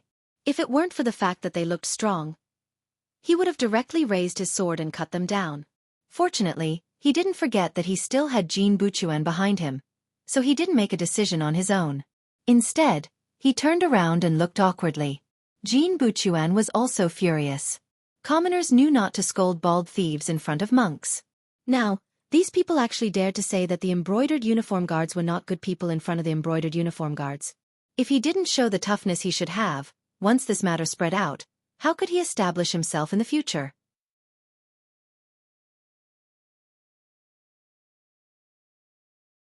Chapter 798. In his anger when he saw Tong Lai looking at him, his face flushed red as he said, "Why are you looking at me? Do I need to tell you the consequences of obstructing the embroidered uniform guards from handling a case?" "Ah, there's no need." Tong Lai immediately understood Jin Buchuan's meaning. He recalled how he personally went to the Hu estate to capture Hu Zhongning a few days ago. How could he admit defeat now? After hearing Jin Buchuan's words, he seemed to be filled with courage. He waved the shining embroidered spring saber in his hand in midair and shouted, "We, the embroidered uniform guards, are going to investigate a case. All of you scram. Anyone who blocks our way will be killed without mercy." As he spoke, Tong Lai strode forward. His target was the inner room. He believed that the person hiding inside was the Mongolian he saw earlier. As long as he could find this person, he would have the upper hand in this matter. Tong Lai walked forward courageously, as if he was the boss. However, an arm suddenly reached out from beside him. Before he could react, the embroidered spring saber in his hand was taken away. Then with a backhand slash, the blade slapped Tong Lai's arm. The intense pain caused him to cry out in pain. His body also staggered back a few steps. "Rebel! Rebel! Just you wait. I will kill all of you. I will also kill your entire family." Seeing that there was someone who dared to obstruct the embroidered uniform guards from investigating a case, Jin Buchuan roared hysterically in anger. Then, he decisively turned around and left. As the saying goes, a wise man knows better than to fight when the odds are against him. He wanted to gather more embroidered uniform guards. He wanted to kill all of these people. Not a single one of them would be left alive. Jin Buchuan had always been high and mighty. He couldn't see the situation in front of him clearly and thought that he could walk out unscathed. However, he forgot one thing. Sometimes, even if he didn't find trouble with others, it didn't mean that others wouldn't find trouble with him. Just as Jin Buchuan turned around, Ba Daojiang, who had received Jin Buchuan's instructions, leaped forward and arrived behind Jin Buchuan. Then, he extended his large hand. Jin Buchuan, who was about to walk out, suddenly felt his neck tighten. Then he was sent flying. His body did a 180-degree spin and fell to the ground with a plop. This hit made him see stars. All the bones in his body seemed to have become soft and sore at this moment. Jin Buchuan, who had been smashed into a daze, opened his eyes after about 5 or 6 breaths of time. What he saw was the scene of him kneeling on the ground. Then, he shook his head violently and said, "You! What are you trying to do? Do you know who I am?" No one answered Jin Buchuan's question. Only a few pairs of eyes coldly stared at him. It was as if they were staring at a dying mad dog. Apart from coldness, there was only coldness in their eyes. Jin Buchuan felt his entire body turn cold. He suddenly realized something. Now wasn't the time for him to show off. Instead, it was a problem of whether or not he could protect himself. None of the people in front of him seemed easy to deal with. Just as Jin Buchuan's mind gradually cleared up, the door to the innermost room in the sky room number 1 finally opened. A figure also walked out. As this person's footsteps gradually approached, an indescribable pressure slowly formed, causing Jin Buchuan, who was still half kneeling on the ground, to feel his hair stand on end. The person who had come was tall and his footsteps were steady. There was also a smile on his face that didn't fit the current atmosphere. However, even though there was a smile on his face, Jin Buchuan didn't know why, but when he raised his head and looked at him, he felt suffocated. He had already seen the appearance of the person who had come, so his mouth was wide open at this moment. Duke of Loyalty. You recognize me." As if he was very surprised that Jin Buchuan was able to recognize him, Yang Chendong's smile grew even wider. However, This sort of smile could be described as the smile of a demon. Reality also proved that after he smiled, Yang Chendong's expression suddenly turned cold. Since you recognize me, you still dare to come and find trouble for me, and even say that you will exterminate my 9 generations? Humph. I really don't know who gave you the guts. Ah! Only now did Jin Buchuan realize how big of a mistake he had made. Although the Duke of Loyalty was feared by the Emperor, he wasn't an existence that would be publicly provoked. He had heard from many of his colleagues that if the Emperor really wanted to deal with the Duke of Loyalty, he wouldn't have allowed him to enter the capital. This was an existence that even the Emperor didn't want to provoke. He had just said that he wanted to exterminate his 9 generations, and so many of his brothers had heard it. At this moment, it seemed like he wouldn't be able to clear his name even if he fell into the Yellow River. When he thought of the severity of the problem and how his godfather would deal with him after he returned, Jin Buchuan's legs that were originally half kneeling suddenly all knelt down. Then, like a pug that was wagging its tail to its master, he crawled forward several steps until he was 2 meters away from Yang Chendong. Duke of Loyalty, it's all this lowly one's fault. I didn't know you were here. You didn't know I was here? Don't you know where this place is? Don't you know what the number 1 heaven room represents? Humph. After mingling in the capital for so long, there's no need for you to deny it. I can see that you're here for me. It's just that you're not strong enough to kill me, so you want to admit your mistake and escape first. But once I let you go, I'm afraid that a large group of embroidered uniform guards will immediately surround this place. You've probably wanted to kill me 100 times before you're satisfied, right? As Yang Chendong spoke, he slowly squatted down and looked at Jin Buchuan as though he was looking at a dead dog. Your scheme didn't succeed, and you're thinking of begging for mercy now. Isn't it a little too late? If anyone who wants to kill me can leave safely, I'm sure that everyone will want to try their luck in the future. Sigh, although I'm a soft-hearted person, I won't allow others to threaten my safety for no reason. Thus, I can only wrong you a little. Haha, deal with these 2 leaders. I've already said that I'm a soft-hearted person, so I'll only punish the leaders. But if there's anyone else who doesn't have eyes the next time, I'll kill them all. Leave no one alive. These words seem to be an order for Beta Persei and the others, as well as a death sentence for Jin Buchuan. But at the same time, they also seem to be for the embroidered uniform guards who had been beaten to the ground, their faces swollen and bruised. After saying all this, he didn't even look at Jin Buchuan. He turned around and walked back into the private room. There were still 2 madams waiting for him. Since they were out for a meal, it was best not to let some matters affect their appetite. As Yang Chendong's figure gradually disappeared into the distance, Jin Buchuan's face turned ghastly pale. He finally remembered that the Immortal Abode's number 1 room could only be used by 2 people. One of them was the current emperor. In this regard, Zhu Qizhen of Yingzhong would often visit this room. Of course, Zhu Qiyu of Daizhong also had this right now. The second person was the Immortal Abode's biggest boss, Yang Chendong. This place was originally his property, so he could obviously spend his money wherever he wanted. This was something everyone was familiar with. But just then, Jin Buchuan had completely forgotten about this. He'd rushed in without even looking. This should have been planned ahead of time. Jin Buchuan was still in a daze. While he was still regretting his impudence, the scene in front of him once again drew all of his mental energy over. While he was in a daze, Beta Persei had already lifted Tong Lai up and brought him in front of Jin Buchuan like a dead dog. Second brother. Leave this person to me. How about you kill the big one? As if he didn't want Beta Persei to monopolize the limelight, Xianxia chuckled and also walked over. All right, then we'll each take one. Beta Persei seemed to be someone who readily accepted good advice. He listened to Xiaxia's suggestion. He tossed Tong Lai to the ground and reached out his hand to grab Jin Buchuan.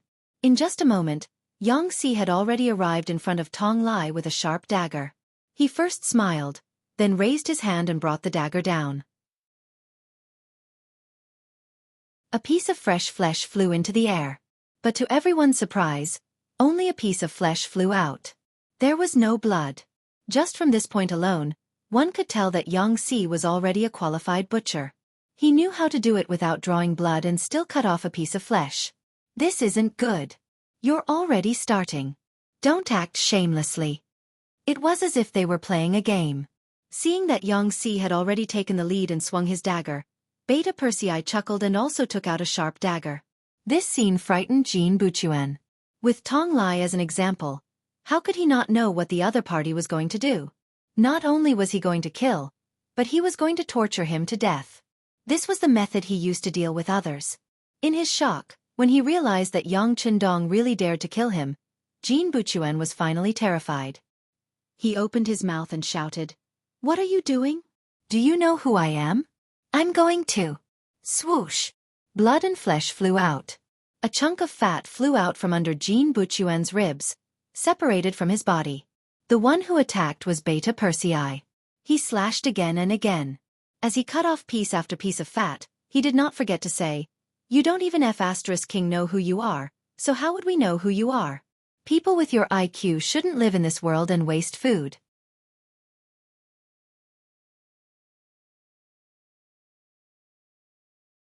Chapter 799. Slash after slash, Beta Persei and Xianxia seemed to be in a competition. In a short period of time, 108 pieces of flesh fell from Jin Buchuan and Tong Lai's bodies. The pain of this process could not be described with words. The other embroidered uniform guards who were beaten to the ground trembled all over as they watched the flesh of the two lords being sliced in front of them. Then, from the initial fear to the middle stages of struggle, and finally to the end, they died with their eyes wide open. One of Jin Ying's godson, one of the embroidered uniform guard Baihu, who had just performed a meritorious service, died in front of them. At the beginning, he struggled a few times, but in the end, he was completely at the mercy of others. All of this fell into the eyes of the 10 embroidered uniform guards who followed them, causing them to close their eyes in fear.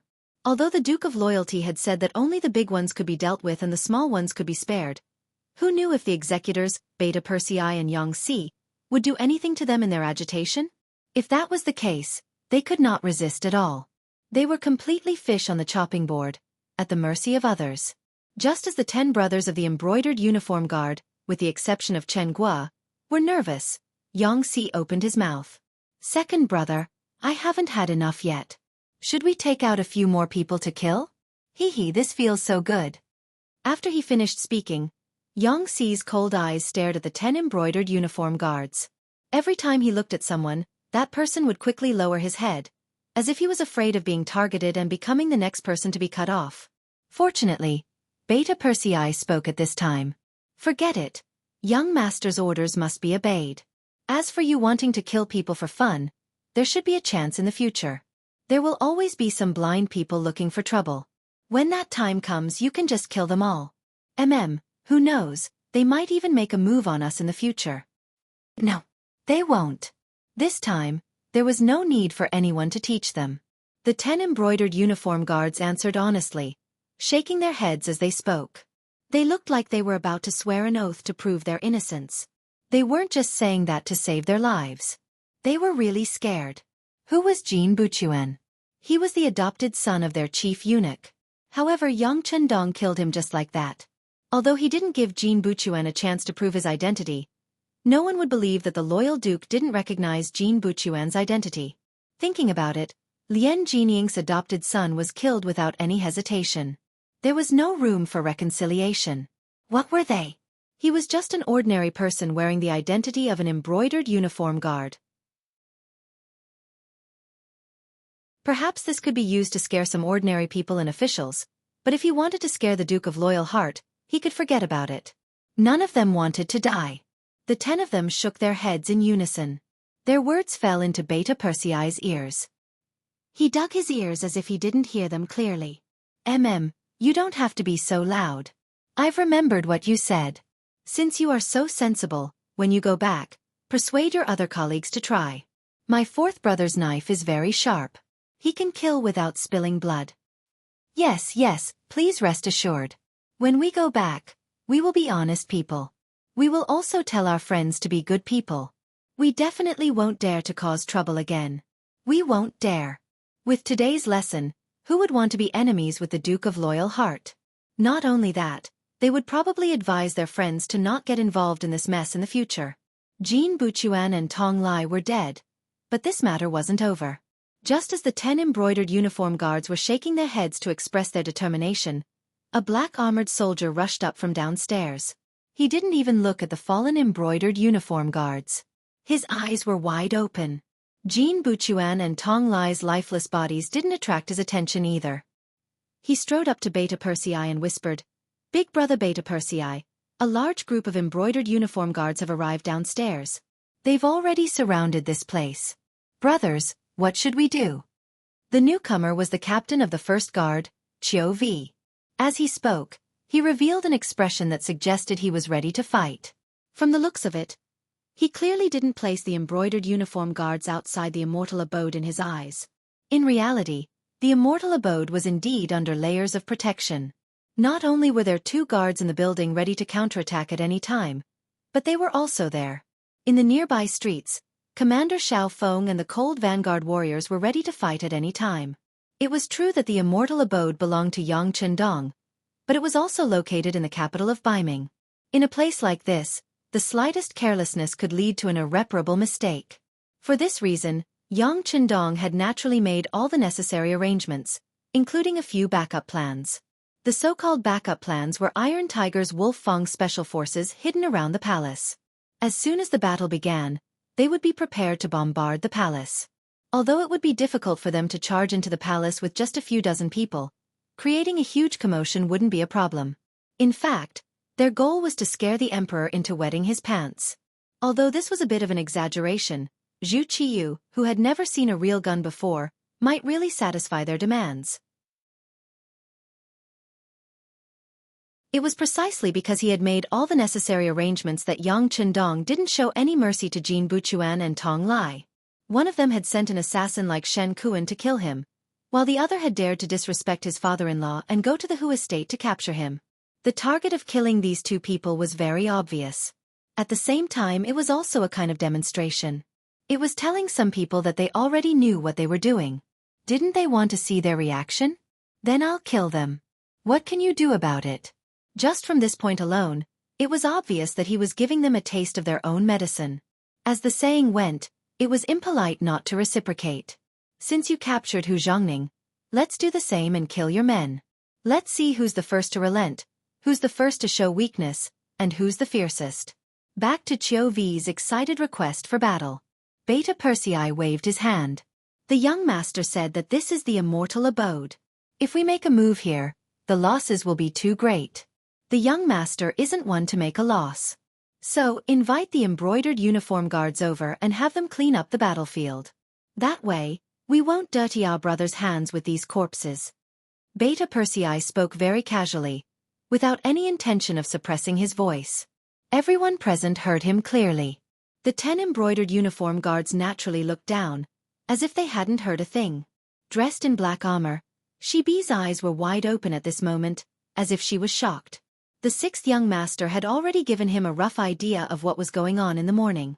However, he hadn't mentioned whether they would directly kill the embroidered uniform guards or not. Bei Bei had thought that the 6th young master wanted to use this as a warning. He hadn't expected that the embroidered uniform guards would be killed just like that. Not only that, even though he knew that a large number of embroidered uniform guards had already appeared below, Beta Persei was still calm and unhurried, as if he were waiting for the enemy to arrive. What did this mean? He didn't believe that Beta Persei would be so magnanimous. That meant that the 6th young master had already planned for this. He was in the capital of the great Ming dynasty, yet he still didn't place the emperor in his eyes. Just this boldness alone was enough to make him unparalleled in the world. At this moment, Bei Bei's admiration for Yang Qindong rose to another level. After Chou Wu received the order, he nodded and left. Not long after, a group of embroidered uniform guards came to the 3rd floor. When they saw the 10 embroidered uniform guards beaten black and blue, as well as the dead Jin Buchuan and Tong Lai, their faces burned with rage. The leader of the group had a dark expression. You dare to kill embroidered uniform guards in broad daylight. Your guts are truly heaven-defying. Men, arrest all of them. What kind of people were the embroidered uniform guards? They were the lackeys of the emperor. As long as they wanted to, they could charge into the homes of any subject without any evidence. As long as they wanted to, they could arrest the high and mighty court officials as criminals and punish them severely. For example, Wang Ji, the Minister of Appointments, who was known as the Heavenly Official, had also been imprisoned by the embroidered uniform guards, let alone others. Normally, anyone who dared to resist the embroidered uniform guards would be labeled as disgraceful. Killing a member of the embroidered uniform guards was even more disdainful, especially in such a public setting. How was this killing? This was clearly a provocation. The enraged leader of the embroidered uniform guards waved his hand and was about to give the order to arrest the culprits, but a voice soon followed. Why does this voice sound so familiar? I wonder which acquaintance is making a fuss in my immortal abode? How impressive! Impudent! When he heard that someone dared to question the general's orders, an unfathomable embroidered uniform guard shouted loudly. After which, he looked towards the private room in the private room. It was as if he would rush in at any moment as long as the order was given. Shut your mouth! The leader of the embroidered uniform guards shouted angrily. Of course, he wasn't rushing into the private room, but rather the subordinate who had just been shouting. With a shout, he stopped his subordinates from shouting. The leader then carefully looked in the direction of the private room and asked very cautiously, "Friend, your voice is a little familiar. Can you come out and meet me?" "Ji Guang, do you think your status is worthy?" A voice came from the private room. It wasn't loud, but it was deafening. At least, that was how the leader of the embroidered uniform guards saw it. The person who had come was none other than the leader of the embroidered uniform guards, Ji Guang. This was the person who had almost had his leg broken by Yang Chendong. Of course, that was a long time ago. Back then, he was still the leader of the embroidered uniform guards, a 4th-rank official. Now, he'd been promoted to a 3rd-rank official. Even though he'd been promoted, he still didn't have the slightest bit of confidence when facing Yang Chendong. On the contrary, that voice was like a nightmare to him. If it had to be said, in addition to revering the current Emperor Zhu Qiyu, he was afraid of Yang Chendong in this world.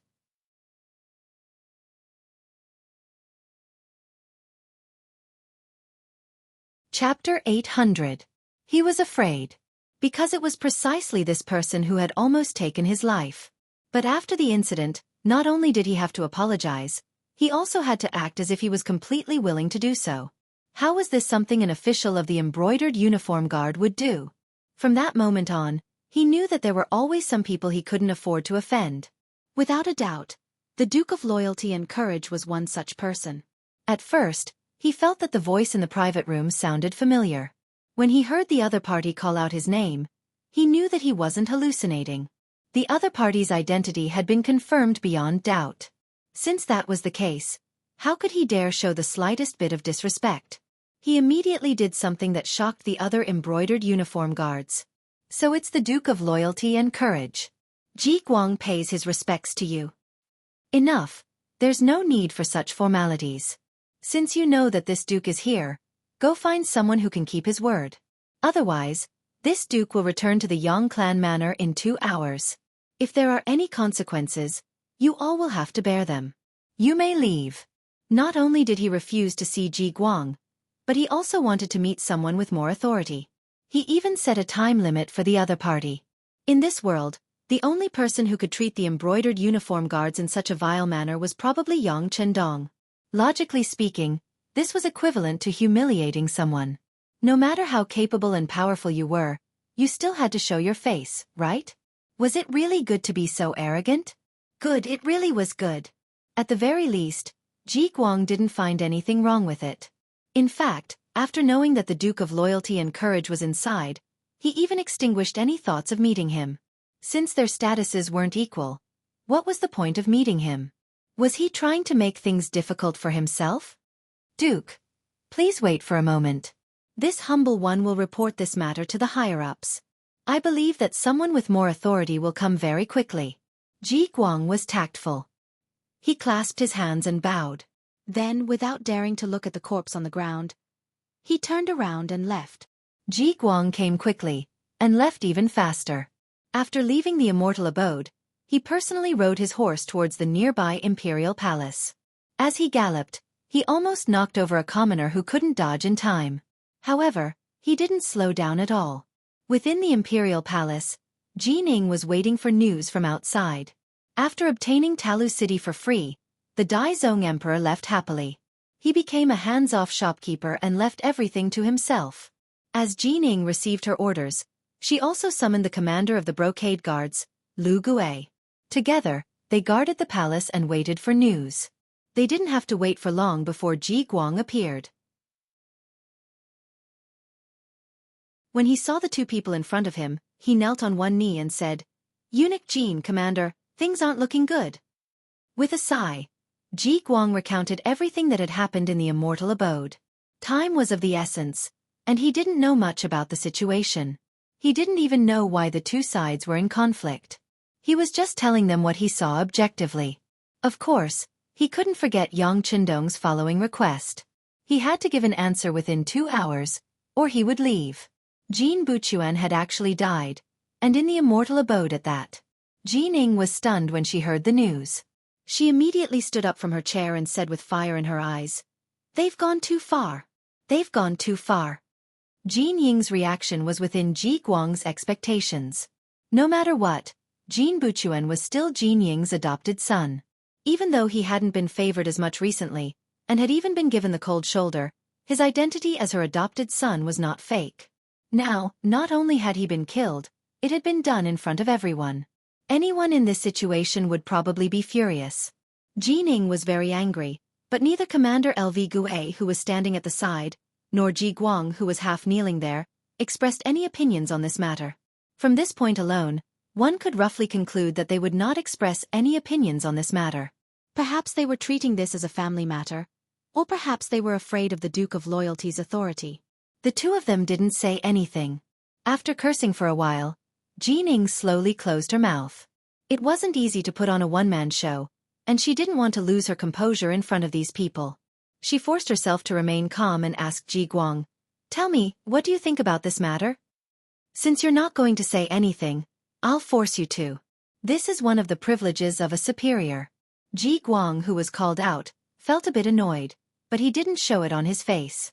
Instead, he lowered his head again and said, "This kind of important matter is not something a lowly official like me can comment on." "That's right, Eunuch Jin. The Duke of Loyalty is still waiting for you in the immortal abode. He said that if he doesn't see anyone willing to talk to him within 2 hours, he'll go to the Yang clan manor." "What? He wants to go back after killing our embroidered uniform guards? He's dreaming." Commander Lu, immediately mobilize the embroidered uniform guards and surround the immortal abode. This isn't the south, nor is it the plains. I want to see just what kind of ability this Duke of Loyalty has. Jining turned to Lu Gue angrily, asking for his support.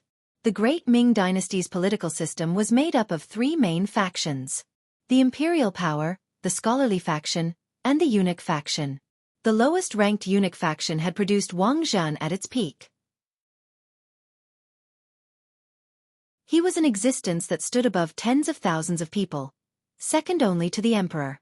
He was a perfect example of what it meant to be a petty person intoxicated by success. However, ever since the Tumu Castle incident and Wang Zhen's death, the eunuch faction suffered a heavy blow. Zhu Qiyu, who was waiting for the throne, seemed to have learned his lesson and didn't place too much importance on the eunuchs. In comparison, Jining, who was also the head eunuch, was far inferior to Wang Zhen. However, in the past year, the power of the eunuch faction had increased significantly. This was all because the scholarly faction had pushed them too hard. After Zhu Qiyu ascended to the throne, he gave up on the inner court and distributed his power to the 6 ministers, then concentrated it all on himself. However, to become an important official in the court, which one of them wasn't smart?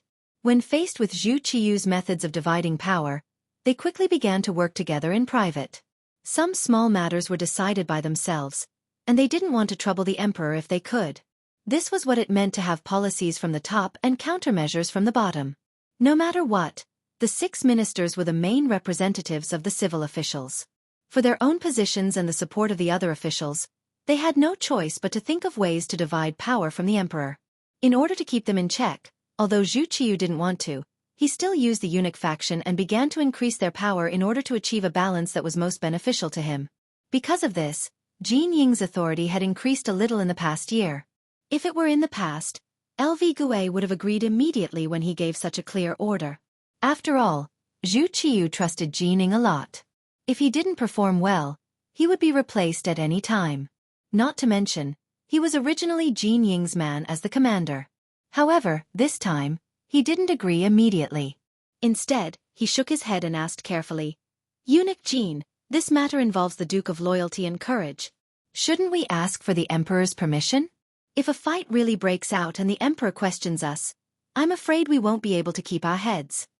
Jin Ying hesitated for a moment. If it was someone else, perhaps he could overstep his authority.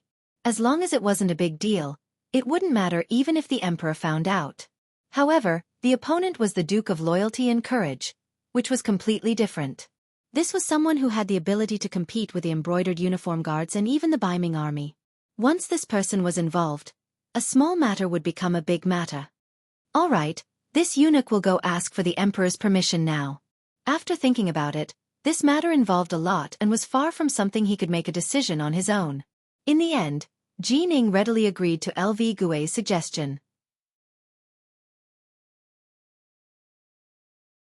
After Jin Ying finished speaking, he prepared to leave. However, at this moment, Ji Guang spoke up. "Eunuch Jin, the Duke of Loyalty and Courage only gave us 2 hours. Do you think we should send someone to deal with him first and delay him?" When he thought about the time limit, Jin Ying couldn't help but feel angry.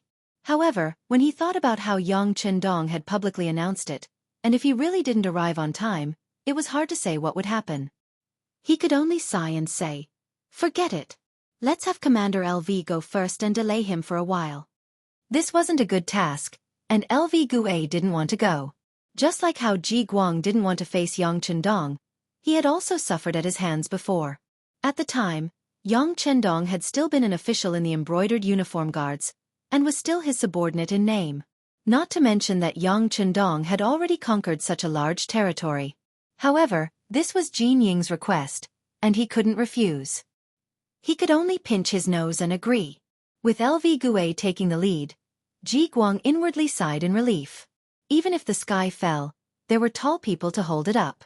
He didn't need to worry as much anymore. LV Gue and Ji Guang left the Imperial Palace, but Commander LV still mobilized several hundred embroidered uniform guards to follow them to the immortal abode. This was clearly done out of a guilty conscience. He was worried that the Duke of Loyalty would try to kill him after seeing him. Since he'd already killed Jin Buchuan, he didn't seem to mind killing him as well. Reality proved that LV Gue's worries were unnecessary. When he brought Ji Guang to the 3rd floor of the immortal abode, Yang Chendong didn't even bother to meet him, and just left him there. Clearly, he was reminding him that his status wasn't high enough. LV Gue didn't know whether to be happy or disappointed. However, not having to face the Duke of Loyalty was still a good thing. When Ji Guang said that there would be other important figures coming, they finally received Yang Chendong's permission to stay for a while longer. The two of them relaxed, and began to investigate the whole situation. LV Gue arrived, and the 10 embroidered uniform guards who'd been beaten up finally regained their freedom. From their mouths, the two sirs were finally able to get a clear picture of what had happened. However, because they knew the reason, their expressions were bitter.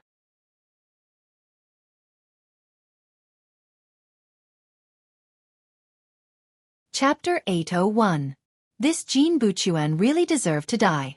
Not only did he just have to run right into Yang Chendong's gun, he even said that he wanted to exterminate his entire family. Just based on those words alone, killing them would have been pointless. Thinking about it, if things were that easy, wouldn't the Emperor have done it long ago? His Majesty hadn't even said anything, yet you said something like that. What was the meaning of that? Those who didn't know better would think that the Emperor had ordered this. Wouldn't the world fall into chaos then? LV Gue and Ji Guang shook their heads. They knew that Jin Buchuan deserved to die. They didn't say anything else. They just waited for Jin Ying to appear. At that moment, Jin Ying was on his way from the Imperial Palace to the immortal abode. Sitting in the palanquin, he had a displeased expression on his face. When he thought about Zhu Qiyu's reaction when he reported the matter to the Emperor, he felt even more unconfident. Jin Ying reported everything to Zhu Qiyu.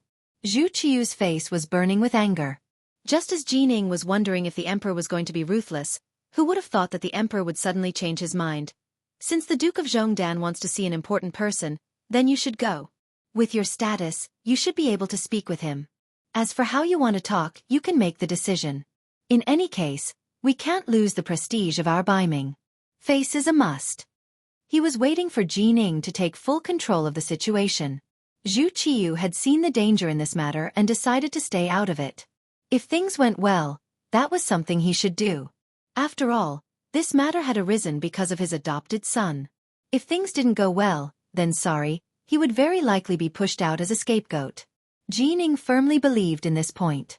Not only were there many ministers who disliked his position, but there were also many people who were eyeing him in the same group of eunuchs. It could be said that one wrong step could lead to a bottomless abyss. Knowing that he still had to clean up his own mess, Jining walked out of the inner palace with a submissive expression. Then, he hurried in the direction of the immortal abode. Finally, just as Yang Chendong seemed to be getting impatient, he arrived. LV Gue and Ji Guang, who were waiting for him on the other side, breathed a sigh of relief and hurriedly told him all the information they had just found out. Initially, Jining was prepared to enter the private room to meet Yang Chendong. However, when she heard the report from her two subordinates, she stopped. When she heard more and more information, her expression turned ugly. He hadn't expected that this normally quick-witted adopted son of his would be so stupid. His investigation of the Mongolian spies actually led him to the immortal abode, and coincidentally ended up in Yang Chendong's room.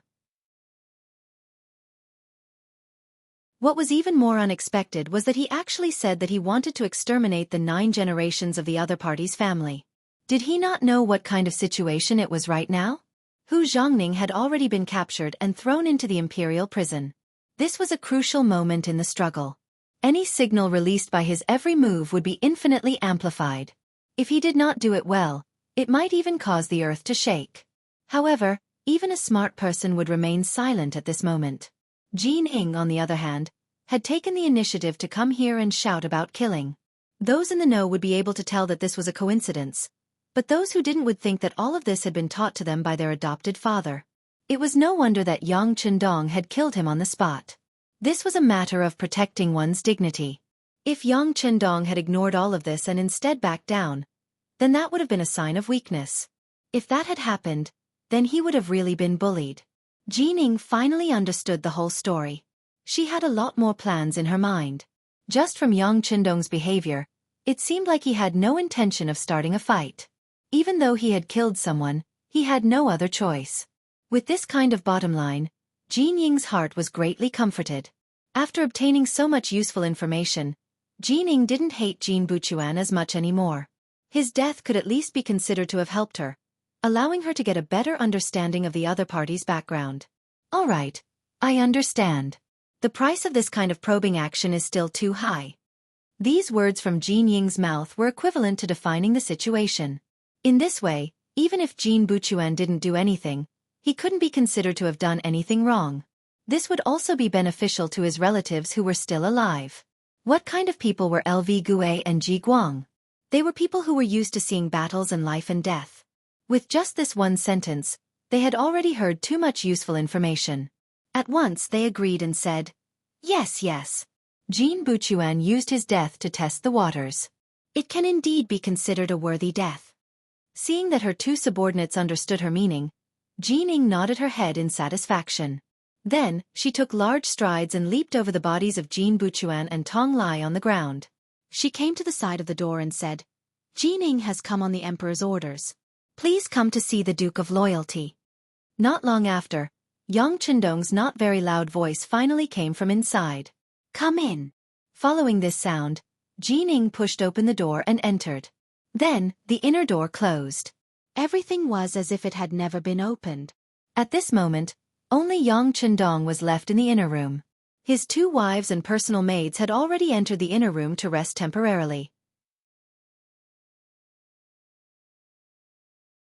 The treatment of the sky room was similar to the treatment of the president in the future.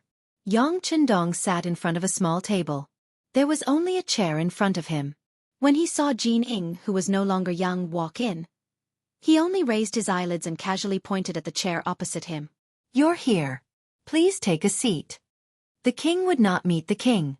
This saying had been around for a long time. If they had to meet, it would have to be a time when life and death would be determined. Therefore, Yang Chendong could understand Zhu Qiyu. Jin Ying's appearance was something to be expected. Moreover, It seemed that only this person could make decisions on important matters. When faced with this problem, even some important ministers couldn't do it. Thank you, Duke of Loyalty. As the favorite of the emperor, Chief Steward Jining was indeed very low-key. At the very least, he was not as arrogant as Wang Zhan had been. Perhaps he also wanted to, but when he knew the identity of the person he was facing, it was best to dispel such thoughts. Jining sat down and exchanged some pleasantries. Then, the two of them chatted like old friends. Although there was a smile on their faces, the words that came out of their mouths had nothing to do with friendship or courtesy. Jining asked, "Why did you come back?" Yang Chendong replied, "The two madams here made me worry, so I had to take them away." "Is that all?" Jining continued to ask. "What else do you think?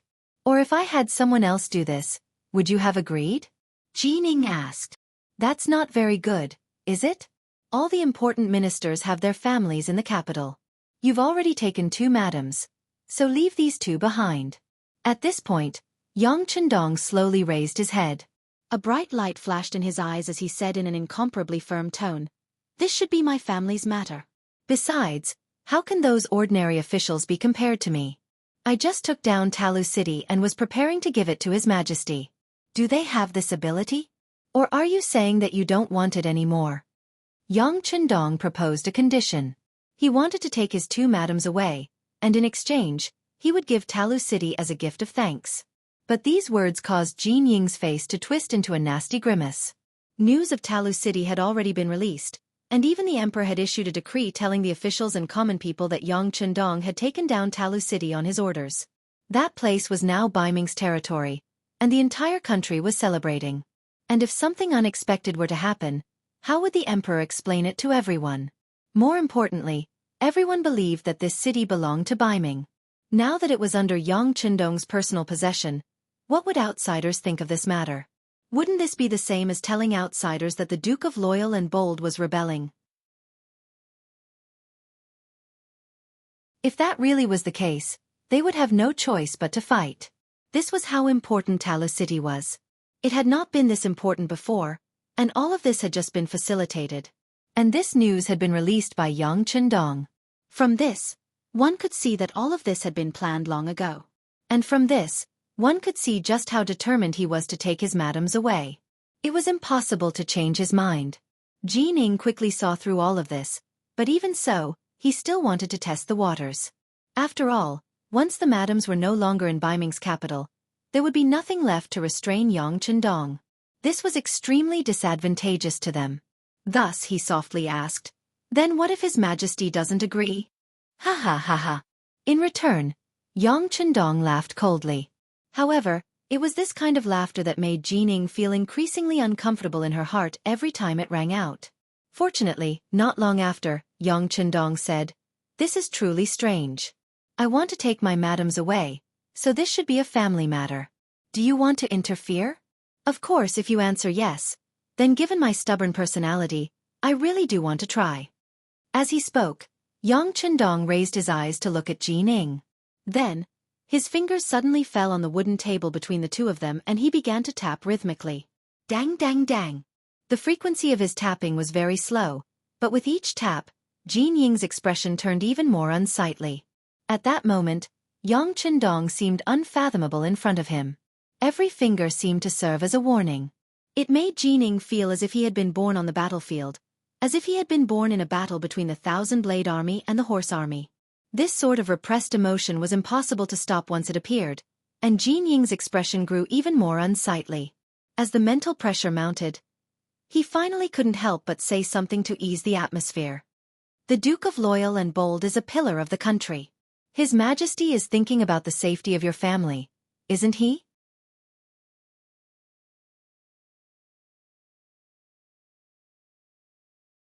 Chapter 802.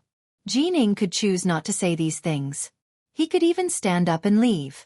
He believed that Yang Chendong would not stop him. After all, he was just a chief eunuch. Not only would killing him not have any effect, it would also force the emperor to act against him. But in the end, he did not choose to do so. This was because he knew that Baiming already had many enemies. In the south, there was Zhu Qizhen from the Ing sect, and in the north, there was the powerful Wala army. If he were to openly fight with loyalty, his opponent would definitely be happy to see it happen. And even if he defeated Yang Qindong in the end, so what? He would have to sacrifice 800 of his own men to kill 1,000 of his enemies. When that time came, would they be able to stop the unharmed Baiming and Walla? Of course, Jining did not know that if they were to fight, he would be the one to lose. Yang Qindong was known as the god of war. How could he not be prepared to do something that would anger the southern Ming Empire? Putting aside the fact that there was already a regiment led by Xiao Feng in the capital to provide support at any time, with their strong military quality and excellent weapons and equipment, they would be able to hold out for a period of time. If something were to happen here, a telegram would be sent to Tiger's Mane in the first city, and tens of thousands of elite cavalry would descend from Tulu City. They would first attack the Xian Mansion and then take Juyong Pass. At that time, it would not be difficult for them to carry out a coup d'état. This was where Yang Qindong's confidence came from.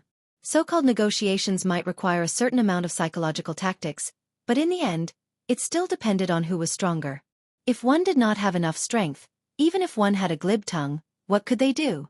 They would only be able to delay for a period of time. Yang Qindong was gambling. He was gambling that Zhu Qiyu was a smart person and would not think of starting a war with him first. Just like himself, he didn't want to make an enemy out of Baiming. After all, with the first city, it meant that he had formed a certain amount of power in the Mongolian territory. Once he went to war with Baiming and faced an army of millions, even if he won, it would be a Pyrrhic victory. He might even be attacked by the grassland tribes and even the southern Ming Empire. If that happened, everything that he had done in the grassland for the past year might go up in smoke. As someone whose dream was to lead the Han people to the top of the world, one could imagine how precious time was. Furthermore, without sufficient military strength and manpower, even if Baiming were to surrender, he would not be able to replan this place. Since that was the case, it was better to put it aside for now. Rather than forcing himself to eat a piece of fatty meat that was much bigger than himself and causing indigestion, it was better not to eat it and continue to recuperate. Baiming's existence could also help him share some of the firepower from southern Ming and Walla. Both sides had the same idea. Neither of them wanted to start a war. This was the condition that the two of them could sit down and talk. Yang Qindong immediately mentioned that he wanted to take his wives away. This was to use his power to suppress others. This was also the basic point of negotiation. If they didn't even have this consensus, there was naturally no need for other people to negotiate. Fortunately, Jining had met Zhu Qiyu before coming and guessed what Yang Qindong would say and even what kind of request he would make. The two wives' departure was also within their expectations. In ancient times, the status of women was very low. Even if they left the two wives behind, could they guarantee that they would not join Baiming in a fight when Yang Qindong was powerful? In ancient times, when there were wars, not to mention concubines, even when one's own son was in the hands of the other party, both sides would suddenly start fighting. Was there a lack of such things? Just from this point alone, if Chaoyin and Lady Xiang really thought that they could restrain Yang Qindong, that would be even more ridiculous. In the end, Jining was still so agitated even though she knew all this. In the end, she was just testing him. From the looks of it, the test had been very successful. Yang Qindong's determination to win gave Jining the idea that the other party still had a trump card. As for how the negotiations would proceed from here on out, Jining had even more plans in his mind. If the two wives insist on leaving with the Duke of Loyalty, then what about the Immortal Abode and Outer Heaven Trading Company? Our Baiming is vast and has abundant resources. We can make quite a bit of money here. Jining didn't continue to harp on the matter of the wives. Instead, his gaze fell on these profitable businesses. Ever since Yang Qindong left Baiming in the spring of last year and returned to Jianing Manor in the south to pay respects to his ancestors, he'd promised to give Zhu Qiyu 20% of the shares in these two businesses. This was something that couldn't be helped. If one wanted to establish a foothold in other people's territory, one couldn't obtain protection without paying a certain price. This was also why Baiming had turned a blind eye to Yang Qindong's strength, even though they knew that Yang Qindong's strength was constantly growing. There were even quite a few pieces of information that proved that the so-called mercenary leader was a fake, and that Yang Qindong really was in charge of everything. This was precisely because of the benefits involved. The current Baiming could already be described as militaristic. For the sake of increasing their military strength, They were constantly training new soldiers and manufacturing new firearms. They even had an artillery battalion. The construction of all these things required money. In addition, the Great Ming dynasty was originally rich in the south and poor in the north. Bai Ming's establishment had already taken away too much of the benefits. If one really wanted to rely on Bai Ming's tax revenue to accomplish these things, it would be no different from a fool's dream. However, Zhu Qiyu had still managed to do it, and he'd done quite well at that. Wasn't it precisely because of the income these two businesses brought to the imperial court? Not to mention the immortal abode, even if business was good, it was impossible for a restaurant to bring in that much income.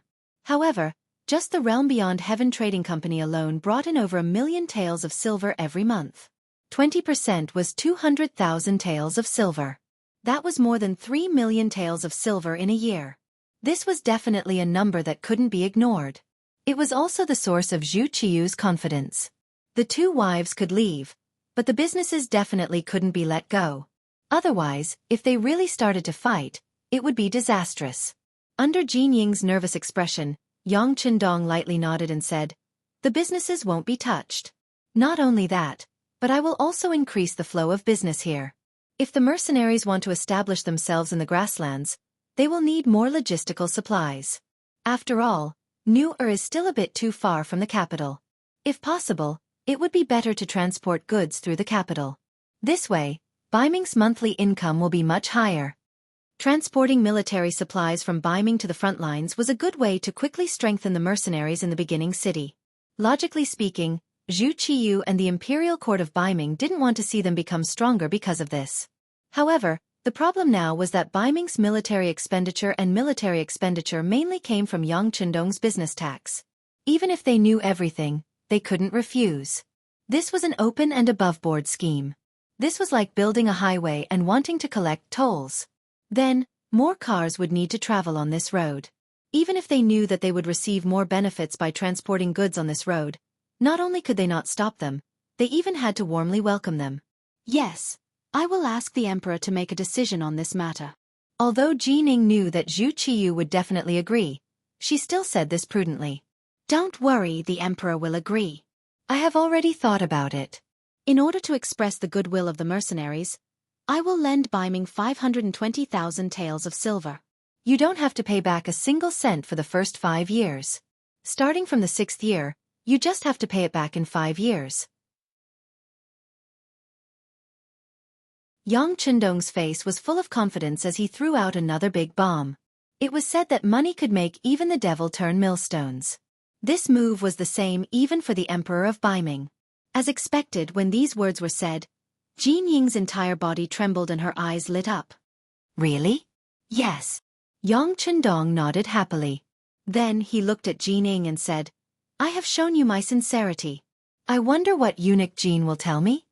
This meant that they were going to discuss conditions, or even make a deal. Jin Ying only hesitated for a moment before immediately replying, "Since Duke Zhongdan is so generous, this eunuch will meet with the emperor when I return. I will definitely give Duke Zhongdan an explanation on some matters." Ha ha ha ha ha. The two of them seemed to laugh at the same time.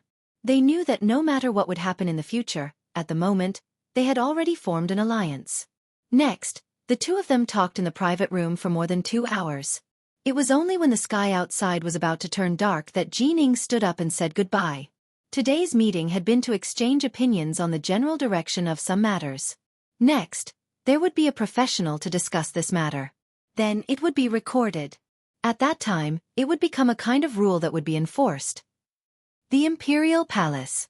Jin Ying had been gone for nearly 6 hours, and the sky was gradually darkening. The lanterns of the Imperial Palace had already been lit, but there was still no news.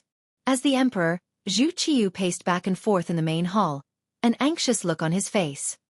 His so-called composure had already vanished. Just what is this eunuch Jin trying to do? He couldn't have done anything to Jin Ying, right? Does he really dare to start a war with us in our capital? As countless thoughts ran through his mind, Zhu Qiyu's complexion grew more and more unsightly. The eunuchs serving him all stood far away, afraid that someone would say the wrong thing and incur the emperor's displeasure. Fortunately, there was finally some movement outside the hall. A eunuch hastily rushed into the hall and prostrated himself on the ground. Your Majesty, Eunuch Jean has returned. Quickly bring him to see us. Upon hearing that Jining had returned, Zhu Qiu's expression relaxed. Although he didn't know why he had been gone for so long, there was one thing that he didn't need to worry about. There was no need for him to clash with Yang Chendong in the short term. In contrast to Zhu Qiu's worry and anxiety, Yang Chendong was natural and unrestrained, steadily walking out of the immortal abode. He then sat down in a large carriage that could defend against arrows and spears, and under the protection of the first Black Cavalry, he made his way to the Hu estate.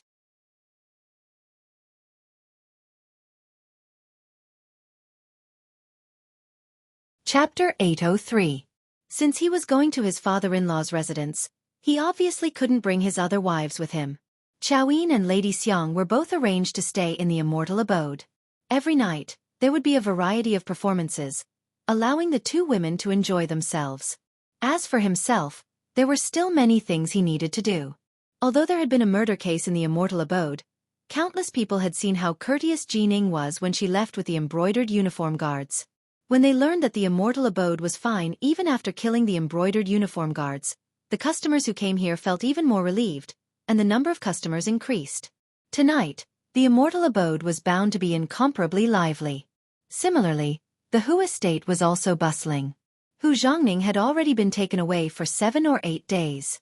Apart from knowing that he was locked up in the Imperial prison and hadn't been tortured yet, he didn't know anything else. His own son had been taken away by the embroidered uniform guards and imprisoned.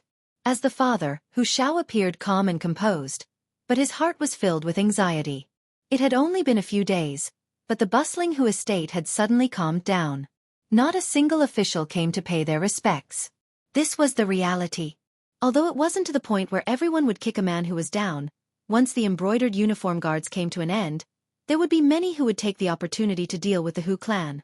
Hu Shao had been an official for many years, and had seen all kinds of situations. He was still able to keep his composure. In contrast, his wife, Hu Wangshi and daughter-in-law, Hu Yushi, who were also Hu Yan's mother and grandmother, couldn't keep their composure. They pestered him every day, asking him all sorts of questions, all about when Hu Zhongning would return. At first, Hu Shao would respond with a few words, but as time went on, he stopped talking altogether. Instead, he instructed the housekeeper to keep an eye on his 2 wives, telling them to stay in their rooms and not to leave unless absolutely necessary. Although it was quiet now, this was only temporary. As long as Hu Zhongning wasn't released, the matter wasn't over yet. He could become the substitute emperor's target at any time, or even be the one to be executed. Hu Shao had also thought of counterattacking, but when the embroidered uniform guards appeared and attacked only the Hu clan, everyone else showed an attitude of self-preservation. This made it difficult for him to find an ally. It would be difficult to rely on himself to accomplish anything.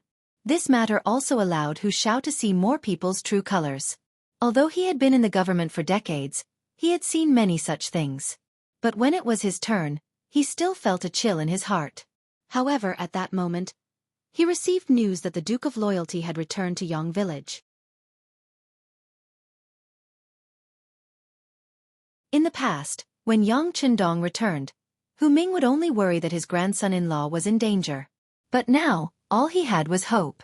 After all, he had already returned and could not be chased away. Perhaps his appearance could save his son. In Hu Zhao's expectation, Yang Chendong made his move on the 2nd day after his return. One of the embroidered uniform guards had actually died in the immortal abode. The one who died was the adopted son of the head eunuch, Jin Ying, a Baihu. Coincidentally, that Baihu was the one who had taken Hu Zhongning away from the Hu estate a few days ago. After everything that had happened, Hu Chang couldn't help but feel hopeful. He had a feeling that this time, Yang Chendong was building momentum for the Hu clan, and also looking for interest for the Hu clan. Didn't he have the ability to take away his father-in-law? Then, he would do something even more ruthless. He would kill him directly in front of so many people. This method was a little extreme, but it was undeniably effective. With this experience, if anyone wanted to harm the Hu clan in the future, they would have to consider Yang Chendong's reaction. They would also have to touch their own necks to see if they were still there. Reporting. When the lanterns were lit and Hu Shao was about to eat dinner, the steward suddenly reported that the Duke of Loyalty had come to pay a visit. The Duke of Loyalty? A hint of surprise flashed across Hu Zhao's face. Although he knew that after Yang Chendong returned to the capital, as his grandson-in-law, he would have to pay a visit to the Hu estate, he hadn't expected it to be so soon. He waved his hand and said, "Please." There was no time to think too much. Hu Xiao got up and looked outside the door. Soon, Yang Chendong's tall figure appeared in his line of sight, and a group of black-armored soldiers appeared with him. Because of the iron armor covering their faces, no one could see their faces clearly, but the powerful murderous aura emanating from their bodies could be felt from far away. This was definitely a group of veterans who had experienced hundreds of battles and killed countless people. Otherwise, they would never exude such a powerful murderous aura. When they could see Hu Xiao from afar, Yang Chendong had bade a Persei and the others stop. "All of you wait here." This was the Hu estate, the residence of the first Madam, Hu Yan. Of course, he wouldn't let his subordinates scare the people here. After giving the order, he hurriedly took a few steps forward with a smile on his face and went straight to Hu Xiao, who was standing there. "Haha, this old man welcomes the Duke of Loyalty." Seeing that Yang Chendong was so sensible and hurried over to him, Hu Xiao revealed a long-lost smile on his face. From this point alone, it could be seen that the other party's attitude towards him was still very respectful. At least, it didn't change because of the change in his status. "Grandfather, you mustn't say that. It's really too much for Chendong." Since he had married Hu Yan, it meant that he had acknowledged everything about her. Now that he saw the first madam's grandfather, he naturally had to greet him as a junior. "Haha, let's go inside and talk." When Hu Xiao heard how Yang Chendong addressed him, his face was filled with joy. He immediately stretched out his hand and pulled Yang Chendong's arm, laughing as they walked into the inner hall. Since Yang Chendong dared to appear in the Hu estate at this time, he must have known what had happened outside, and some of the troubles had even been resolved. This was Hu Zhao's confidence in Yang Chendong. If he hadn't done this, his grandson-in-law would never have rashly visited the Hu estate. Otherwise, it wouldn't be a visit, but a shift in the blame. When all the servants had left, leaving only Yang Chendong and Hu Xiao in the inner hall, the old man asked, "I heard that an embroidered uniform guard caused trouble in the immortal abode today, and they were even killed?" Seeing Hu Zhao's questioning gaze, Yang Chendong nodded. There was indeed such a matter. In the end, eunuch Jining also came. The facts also proved that it was all a misunderstanding. With a smile, Yang Chendong recounted everything that had happened that afternoon to Hu Xiao. Yang Chendong still respected Hu Xiao from the bottom of his heart.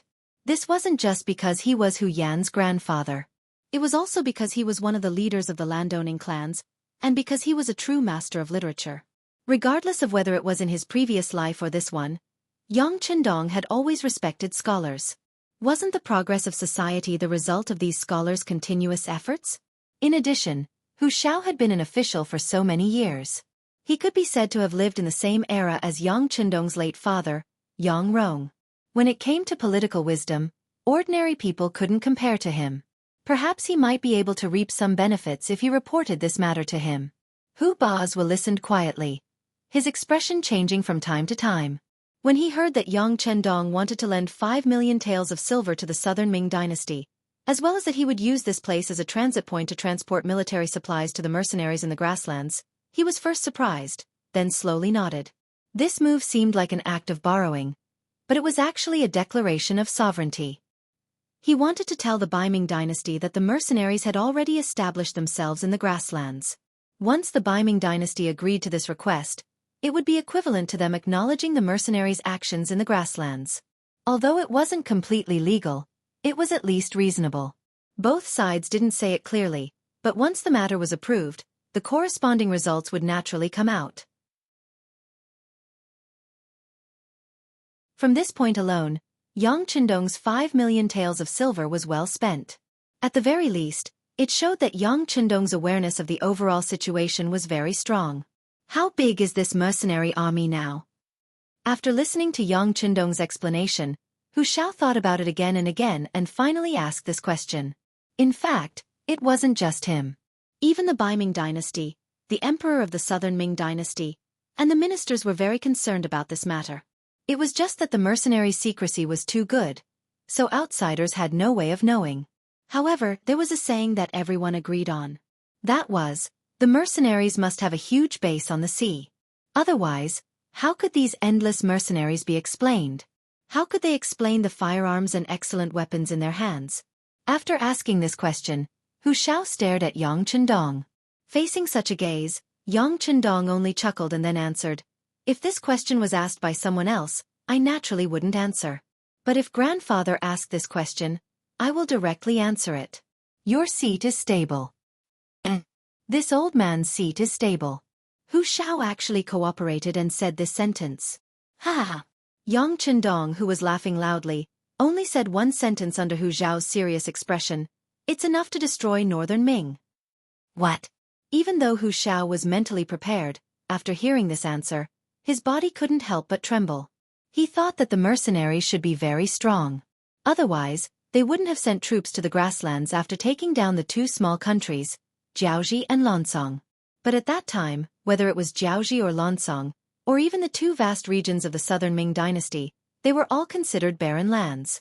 There really weren't any good resources there for people to fight over. For such an unimportant place, if they took it, they would fight.